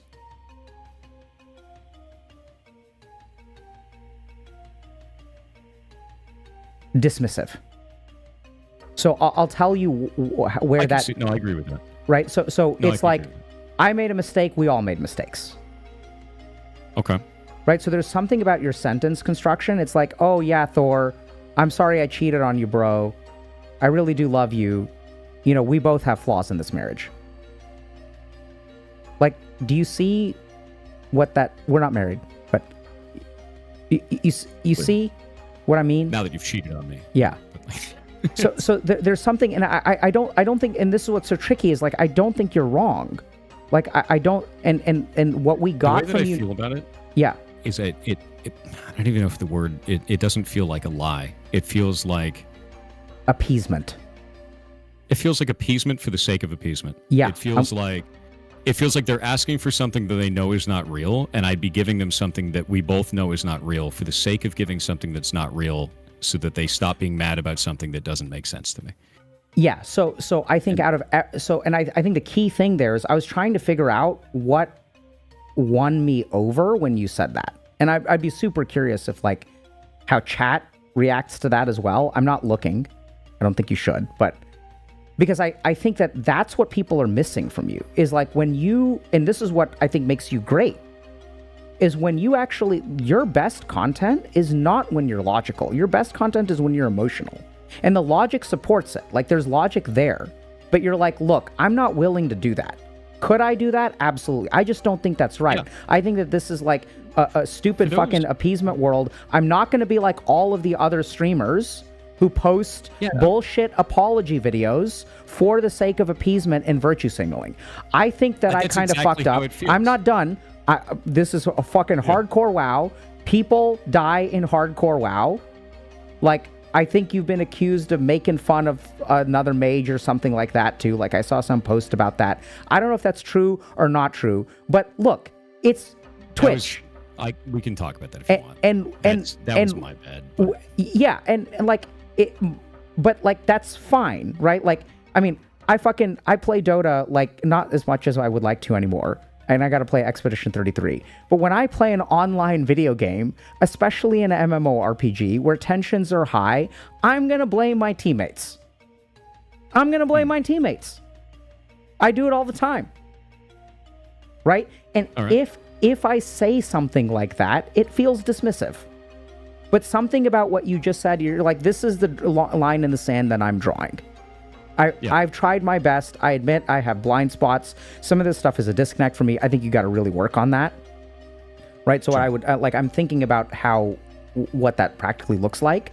But I really think that something about the way that you construct your sentences, which is objective on one hand, but I think it can be both. I think it's objective, and I think there's a little bit too much dismissal. It feels that way when I listen to you. So when I'm talking about this kind of stuff, what I'm trying to get across is this seems like the most realistic scenario. This is what I saw from my side.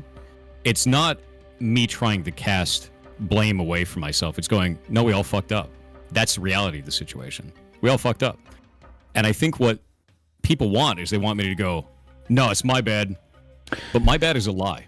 So sure. I don't want to do that because it feels like I'm being asked to give bullshit for the sake of giving bullshit so that other people can be like, oh, I love this bullshit. We're cool now because we both realize that we've both bullshitted each other in this situation. It's not real. None of that is real. It's hand wavy. If Pirate could understand other people, he would already know this. Everyone gets that you have your reasons for doing what you did, obviously. Why would you do it otherwise? Discussing the reasons isn't what people want to hear from you, Pirate. You're offering justifications when people want accountability, and you're getting frustrated when they receive your justifications and they don't interpret it as accountability. Do you guys get what I'm saying here? I don't know if I'm making any sense. I'm kind of flying by the seat of my pants. Did you just understand me? If we really want to get into the weeds, offering a justification while you take accountability isn't actually bad, even though I've kind of been presenting it that way this whole time. When people want to be apologized to, whether they know it or not, what they're asking is for you to confirm their mental model of you in their head. All human communication is, on some level, psychological modeling. For example, I've got a model of Naomi in my head, built with my various experiences with her over the years. When I want to talk to her, I check what I want to say by feeding it into the Naomi model I've built. And from the model, I receive my best estimation on how the real Naomi will respond if I actually say this. We all do this constantly, anytime we talk to anybody else. It's a split-second thing that we don't even perceive as happening. And if you really want to get mind-fucked, when I receive a reply from the real Naomi, the model Naomi in my head has to somehow construct a model dev inside of its head, hope that it's as close as possible to the model dev inside of Naomi's head, and then compare its output to what the real Naomi actually told me, in order to try and understand what the real Naomi thinks that I'm thinking during this conversation. It's models all the way down. So, when somebody feels as if they're owed an apology, what's actually happening is, they have a model of the other person in their head, built up due to various experiences together. And that model is telling them, this infraction was a mistake. It wasn't malicious. For example, let's say again that you get home from work and you're tired, and then you snap at your girlfriend. When she wants an apology for that, her model of you is saying, I didn't mean it. And so she's looking for a similar statement to come from the real you. There's a few different ways to approach this conversation. You could do the standard good boyfriend thing, which is to basically say, listen, I know I snapped at you earlier, you didn't deserve that, I'm sorry. And then there's the standard bad boyfriend thing, which is to basically say, listen, I know I snapped at you earlier, you didn't deserve that, but I just got home from work, I was tired, work sucked, my boss sucked, I was just at the end of my rope, and the first thing I deal with when I get home is you in my face, and I just snapped, I'm sorry. Now, this is an apology, and everything within it is factually correct. But when your GF takes this response and gives it to her model of view, what she's going to receive from that model is basically a confirmation that although you did admit fault, this problem will keep happening because the reason behind the problem isn't going to go away. Now, how bad of a situation this is depends on a whole bunch of other factors, including how unreasonably the girlfriend was acting in this situation too. But if we assume that she was actually fine, this bad boyfriend apology is basically saying, I'm sorry this happened, but if the variables line up the same way again, I will do the same thing. And don't make this a gender conversation. This functions exactly the same way if you flip the BF and the GF. The first apology is good. The second apology can range from okay to extremely manipulative, based on a whole bunch of factors, but it's generally just bad. The third type of apology is when you offer the underlying reasons like the second one, but you actually do something positive with them. So that would sound something like, listen, I know I snapped at you earlier, you didn't deserve that, but I just got home from work, I was tired, work sucked, my boss sucked, I was just at the end of my rope. In the future, unless it's an emergency or something, when I get home, I'm going to need like a half hour alone to decompress or something, in order to make sure this doesn't happen again. This is the difference between bringing up reasons to diagnose a problem and fix it, versus bringing up reasons to excuse a problem, which then sets the stage for it to happen again. So, when people feel as if they're owed an apology from Pirate Software, the same thing's playing out. The experiences that built the model are parasocial, but it functions the same way.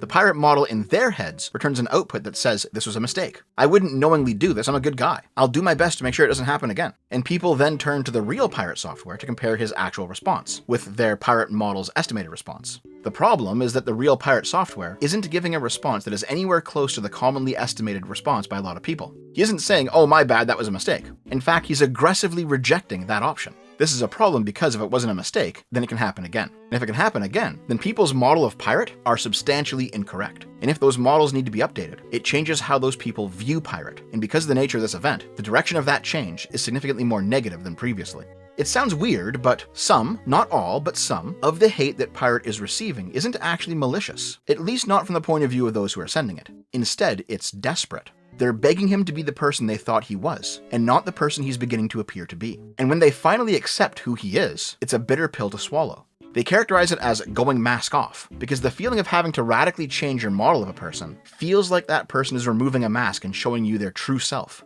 Even if they're not actually doing that and it's been present the whole time, you just haven't seen it. Let's assume for a moment that you are a narcissist. Okay, that's gonna get clipped. I know. I know. But it's like, I think this is really where the money is. And this is not just about you. This is about everybody, myself included. I run this exercise with myself all the time. If a narcissist goes through the process that you go through, they will end up in the same place that you end up. Which is likely why people make the accusation. I didn't know they did that, but yes. Yeah. Okay. So like, that's the problem that you're dealing with. And it's See, not, I don't know that. Huh? That's for me. I didn't know that. Yes. I had no clue. Right. So think about that. Right. Like that's the problem. And this is the problem. Like I don't know if this makes that like that's the problem. Is that if I listen to you, are you someone who is objective, who has done like all the like, is your representation thorough and objective? Or is this the construction of a narcissistic mind that's just defending itself and things like that? And this is why so many people have been calling him just that, a narcissist. Not because Dr. K told them to, far from it, but because if a narcissist runs down the same logic that Pirate ran down, they would arrive at the same place. Even if we don't know the language for this stuff, it's something that most of us know intuitively, which is why most people reacted with that claim, or something similar enough like Yamato. However, it is important to not simply take away from this the idea that Pirate Software is simply a narcissist, and that's it. He might be, but Dr. K pointed out that all of us have done this before at one point or another, and that's true. I'm sure if you think back, and you're honest about it, you can point out moments in your life where, even if you were factually correct and morally in the right and all the rest of it, you doubled down repeatedly and pissed people off, and unnecessarily made things worse for yourself, regardless of the facts. I know that's certainly true for me. The thing that I would encourage you to do, and this is for everyone, I do this on a daily basis, is assume for a moment that you're a narcissist. And think about, if I'm narcissistic, what would I be missing? Right? Like, even, so I'm trying to think of an example. So I recently had an interpersonal conflict where I felt hurt by someone I'm close to. Okay? And as I was thinking through all the things that this person has done wrong to me, I stopped for a second and I was like, am I just being a little bitch? Am I like, is this genuine? Is this fair? Like, what are all of the counter examples? Am I just glossing over all of the stuff that they do right? Am I ignoring all of the stuff that I do wrong? Am I ignoring when this person lets me down? What is my contribution to this system in which I am disappointed? So okay. these yeah, I mean, are that seems normal to me, though. Okay, reaction. Yeah. But I think a lot of times when we feel hurt, we don't do that. Right. So no, that's the first. Okay, cool. I think that's great. I mean, if you're already doing that, that's awesome. PirateSoftware says in this conversation that he does, in fact, do all of this stuff. But I don't really believe him. In fact, earlier in the conversation, he said he doesn't think about himself all that much. So, nah, I don't buy it. The main thing then that I would encourage you to really think about is like this disconnect. And what's the variable in there? And what I would strongly encourage that you do is that variable is going to be divided into two portions. One is that the amplification, the disconnect, the question mark of this situation. You understand what I'm saying? Or not really? Yeah. I mean, like, I'm kind of understanding, but I think it's hard for me to understand how I'm supposed to respond to that if the requirement for the response is you need to make it incomplete and dumb it down and hand wave it. That makes me feel like I'm just lying to people. No. I think your response to when I said, "What do you think about that?" Your response to that kind of won me over. I don't think you should do that. So now what we're talking about is for anyone who is in a situation where I behave in a certain way, the world responds to me in this way, and there's a gap between these two things. This is the scenario that I'm talking about. So in that scenario, what's the question mark? What's the amplifier? So there are certain things that we can attribute to things outside of you. So people have parasocial relationships, people are projecting, people don't like me, whatever. Like people are upset, whatever. There's all the stuff that they do, and then there's all the stuff that you do. And this is where I think it's hard, but I think a really good example of what came out of today, which hopefully feels okay to you, is when I'm direct, other people think I'm evasive. I think those are the kinds of nuggets that I have seen transform lives and literally save marriages. It's just funny because like I've had effectively the same conversation with the moderation team. Was like I use the same terminology as like that feels like idiocracy. I don't feel like dumbing down my language and just being dishonest about it to hand wave it makes sense. And I feel greasy doing that. I know I'm doing my own armchair psychologizing now, but I personally believe the reason Pirate says he feels greasy, feels like he's lying, when he's asked to section off all of the unreasonable things other people have done, set those aside, and then take accountability for what he has done independently of his good reasons for doing it, is that basically, deep down, he doesn't actually feel like he's done anything wrong. Not in terms of gameplay. That's a more objective conversation. You can always analyze a play in any game and figure out where something went wrong. But in terms of his social interactions, that is what he's getting flack for, and he wants that flack to stop. I don't blame him. But the people giving him the flack thinks he did something bad, while truthfully, he doesn't actually think he did. That's the disconnect. And he pretty much confirms my view of him when he says that the idea of apologizing for this feels like a lie from his point of view. So like, don't dumb things down, be authentic. But there's also a way, because like, right, so fundamentally this is an issue of communication. It's an issue of understanding. It's an issue of getting your point across, arguably listening to other people's. And so that is a skill. It is an art form. There's a way to do it well and do it poorly. Now, what a lot of people do, which I think is bad, which I really appreciate you standing up against, is dumbing things down, virtue signaling, pro forma apology. I hate that. Like I hate it too. I hate the idea of here's my ukulele sad YouTuber video. Let me just lie into the camera for 5 minutes because that's fucking dumb. I hate it too. So my point is that if we look at like, you know, like, and I feel like that's what I was being asked to do, and I'm like, no, here's how I see it. And they're good. Yeah. So and my point is that somewhere between the pro forma apology and what comes out of your mouth, there's going to be something in the middle there, which is an adaptation of what you do, which feels authentic, feels truthful, feels complete, and there's literally something about the way that you talk where if I code your responses, that's the best way I know how to put it. It's kind of like there's a theme of what feels like a lack of accountability from a listener's perspective. I don't think you're not taking accountability objectively. But what I'm saying is that the limbic circuits of my brain, the emotional circuits of my brain, when I hear you talk, it feels like you're leaving something out. it feels somehow incomplete or unbalanced. And I know that's a very difficult problem for you to solve. Dr. K is assuming that Pirate's not lying to him in this conversation, and maybe he's not. Maybe he actually believes all the false things he's said. But since we have all the context, we can easily identify what Dr. K is picking up on. He's assuming Pirate's problem is tone and messaging, and it partially is for sure. But another big part of it is that Pirate keeps framing the story in such a way that his own responsibility is minimized, and anyone who knows the full story can see exactly how. It's in how he uses specific passive phrases to position himself as a victim of circumstance, getting swept away by this deluge of hate. But we know he's been an active participant since day one. It's not a pro forma apology, but it is also thinking about the way that you make statements that rubs people the wrong way. And then the other interesting thing that I really have to encourage you to think about is it hard for you to see a different way to use your words? Because in your mind, you're only able to see things one way. The way that I put that up, the way that I put out messaging like that, especially public messaging, the internet will find any chink in the armor to try to unravel it into saying that you're a liar in some way. Yep. We've both seen this.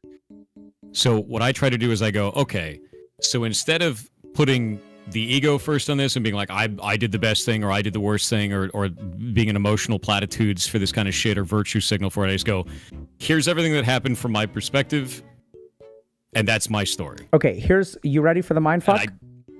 Sure. You said that what you put out, people will try to find the chink in the armor, right? They're going to do it anyway, but yeah. No, they're not going to do it anyway. The way that you put things out makes them want to find the chink in your armor. That doesn't make sense. I know. That sounds, to me, sounds obsessive. I need, there's a necessity to find a problem when there isn't one? No, I think you're missing the point. The way that you communicate information, the way that you speak makes people want to find the chink in the armor. Because people communicate, yeah. I know it's hard, man. It's wild. It's crazy. I'm with you. When Pirate hears that statement, it's this incredulous look on his face that makes me personally believe it's more likely that he's a narcissist than he is lacking in self-awareness. I have no way to actually back that up. This is just my own intuition. Don't take it as fact or anything. But this is the look of a person who really does not want to swallow the medicine he's being given. Not only because it tastes bad, but because he doesn't actually believe he needs it. Something about the way that you present yourself, which, by the way, went away when you got pissed off about when I was like, what do you think about just doing a mea culpa? And you're like, fuck that. I was in your corner. But here's the thing. The way that you talk... You need more of an emotional interaction. Because why do I want to poke you in the armor? Because of your logic? No, because of your emotions. That reflex, this is what you got to understand, Thor. That reflex comes from the emotional energy that you're sending and the emotional energy that they're receiving. If you've ever looked into real narcissism before, not, using the word on the internet as an insult, but the psychology of narcissists, one thing that you know is that when narcissists go to therapy, it's not because they want to actually change something about themselves. It's because they want to give off the appearance that they're trying to change, because that helps them stave off criticism and dissent. And that is the vibe that I get from Pirate's behaviors in this conversation. He's constantly looking off screen in his own chat room, he's constantly typing things to others in Discord, he's not really paying attention half the time, he's certainly not telling the full story of how things went down. He did give up some ground, make some admissions, but nothing truly substantive. And when they finally drilled down to the core issue, Pirate's facade finally dropped, and he reacted with hatred at the idea that he simply just say he's sorry for what he did. In the end, either Pirate Software is just a narcissist, which is possible, and that explanation pretty much perfectly explains everything that we've seen today. Or Pirate Software is a poor communicator, especially when it comes to emotional stuff, and he completely lacks the ability to put himself in other people's shoes, which is one component of narcissism anyway. Though without the other parts, he may be able to develop this sort of skill over time, I don't know. Either way, though, his inability to reflect after 4 months means that this event probably wasn't the result of a mistake that got massively overblown due to the internet, but rather the behavior he exhibited accurately reflects the quality of his character. And that is the kill shot on Pirate. Metaphorically speaking, this isn't a threat. The true purpose of an apology is to actually show your quality of character, so that the aggrieved party is not only assured that you're taking steps to not do the thing again, but more importantly that you are the person they think you are. And with Pirate, whether it's due to narcissism, or a huge ego, or low emotional intelligence, whatever, he catastrophically failed on both counts, to the point that if he ever actually rehabs his image, it's going to take a very, very long time.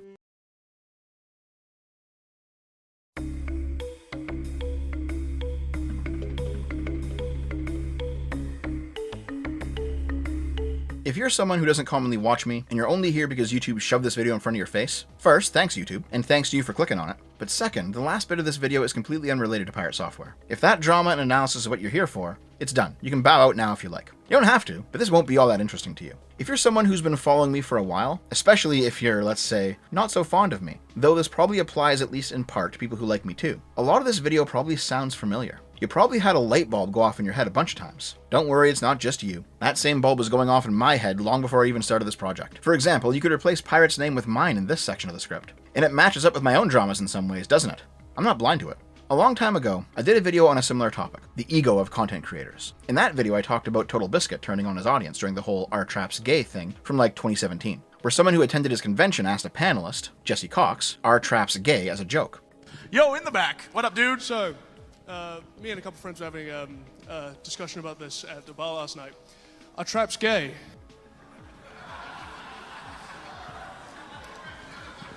What? Our Trap's gay. No, genuine question. The crowd laughed, but Jesse and Total Biscuit were offended at this blatant homophobia and transphobia, so they kicked the guy out of the event. This caused a huge internet backlash, with people viewing these guys as egotistical YouTubers who were getting triggered by jokes and refusing to listen to their fans. In that video, I said something like, I value those people who give me their limited time, who watch my videos instead of somebody else's with those free moments of theirs, because that's what keeps me going. And that's all true. I also said that if I ever got too big of a chip on my shoulder in the future, people should send me a link to this video and remind me of what I'd lost. And ever since my various dramas, I have certainly had some people link that video to me in DMs. Fair enough, I get the point. I'm nowhere near the size of Pirate Software. My drama certainly hasn't spilled out across the internet like his has. But nonetheless, just as Dr. K laid some of the blame at Pirate's feet with that equation, you can certainly do the same with me. Yes, some of my haters are just deranged or parasocial. Yes, some of them feel betrayed, unreasonably so, when I walked away from Sargon's D&D campaign and that whole friend group, after how he and others treated both myself and Rags. Yes, some of them are just drama farmers, who want to believe the worst interpretations of me because it's funny, crafted by other creators, even if those interpretations are provably false. And yes, some of them think that I'm a traitor to the right wing for making anti-Trump, anti-MAGA, and anti-rightist content, even though I still also make anti-leftist content too, and I've called myself a political moderate for like a decade now. That list there are the, let's say, false reasons to hate me. And just so we're absolutely crystal clear, prepare to update your models of me if you need to, guys. I am, in fact, explicitly providing justifications for me to do each of these things again in the future. In the future, I will, once again, if necessary, walk away from friends who treat me poorly. And if that means that I lose viewers, so be it. In the future, I will make more anti-right-wing content, because I was never on the right. My politics videos over the years have always had me caveating by saying I was never pro-Trump. I was never pro-right. I was critiquing the left for its excesses. And just as I plan to continue critiquing the left, I also plan to continue critiquing the right. And if that causes me to lose viewers too, so be it. I know the majority of my remaining viewers are more right-wing than I am, so if you view this as betrayal, then you just have not been paying attention to who I am. However, with that list of justifications now laid out, with those exceptions now put into place, with those caveats now defined, let's put them aside for a bit. In those instances beyond that list, there are absolutely times where, whether I was right or wrong factually, I stupidly stuck my foot in my mouth. I made things way worse for me than they needed to be. I let people down with how belligerent I've been. I turned being correct into an ego thing. It's very easy for me to hand wave that and say, you know, everyone does that. YouTubers and streamers all have a big ego. They all sometimes get triggered by the audience and double down in the moment. Because that is a true statement. We all do this. But that doesn't excuse the fact that it's still wrong, that I still do it sometimes when I shouldn't. There's a moment from this drama that I just couldn't find the clip for anymore, where Pirate Software says he won't apologize because he thinks he's correct on the facts, and to apologize solely to placate people is weak. It won't actually satisfy anyone. In fact, some people will attack him harder for apologizing, so he's just not going to do it. I'm sorry I can't actually pull that up for you guys. Maybe some of you remember the clip from back in January, but it doesn't actually matter that much. The thing is, Pirate is partially correct here. If you truly think you're right, especially on factual matters, you shouldn't apologize. And there are absolutely groups of people who will use your apology as a go sign to double down on their attacks. The 2010s are littered with the old SJW internet harassment campaigns, where retarded leftoids dogpile people on Twitter and do purity spirals and all the rest of it. I've spoken about those events many times on my channel, and they're all pretty gross. But what Pirate failed to understand is that regardless of the facts of the matter, sometimes people do just feel slighted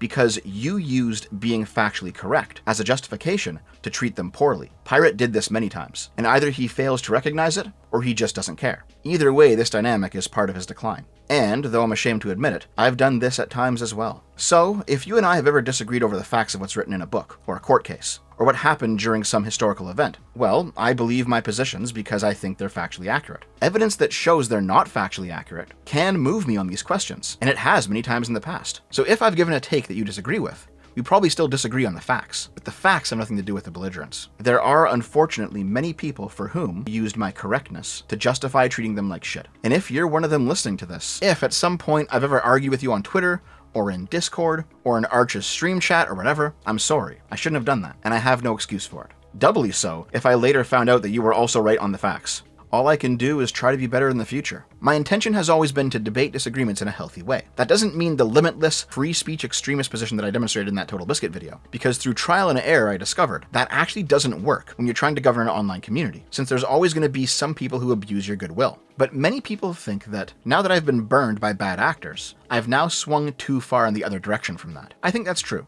I'm going to mull it over some more and figure out what the best path forward is, because I absolutely do not want people who disagree with me to feel like they can't voice those disagreements in a civil, constructive manner. That doesn't mean I'll let you walk all over me, but I don't want you to fear me either. Now, as for that list of justifications, the situations to which they do actually apply, I intend to talk about in great detail on this channel in the near future. That is probably something you want to stick around for and check out for yourself. However, unlike Pirate Software, I am fully aware, and I have been for a long time, that those justifications do not cover all of the blowback I've received. And with regards to the blowback they don't cover, even if we disagree on the facts of an event, and whether you believe me or not, I actually am sorry that I allowed dealing with shitheads to color how I dealt with everyone, and I will make some changes to how I do things to ensure that I more cleanly divide good faith criticism from bad faith actors. Regardless of circumstances, regardless of good reasons or justifications, I still fucked up, and I'm sorry. And if you don't accept that apology, I also completely understand.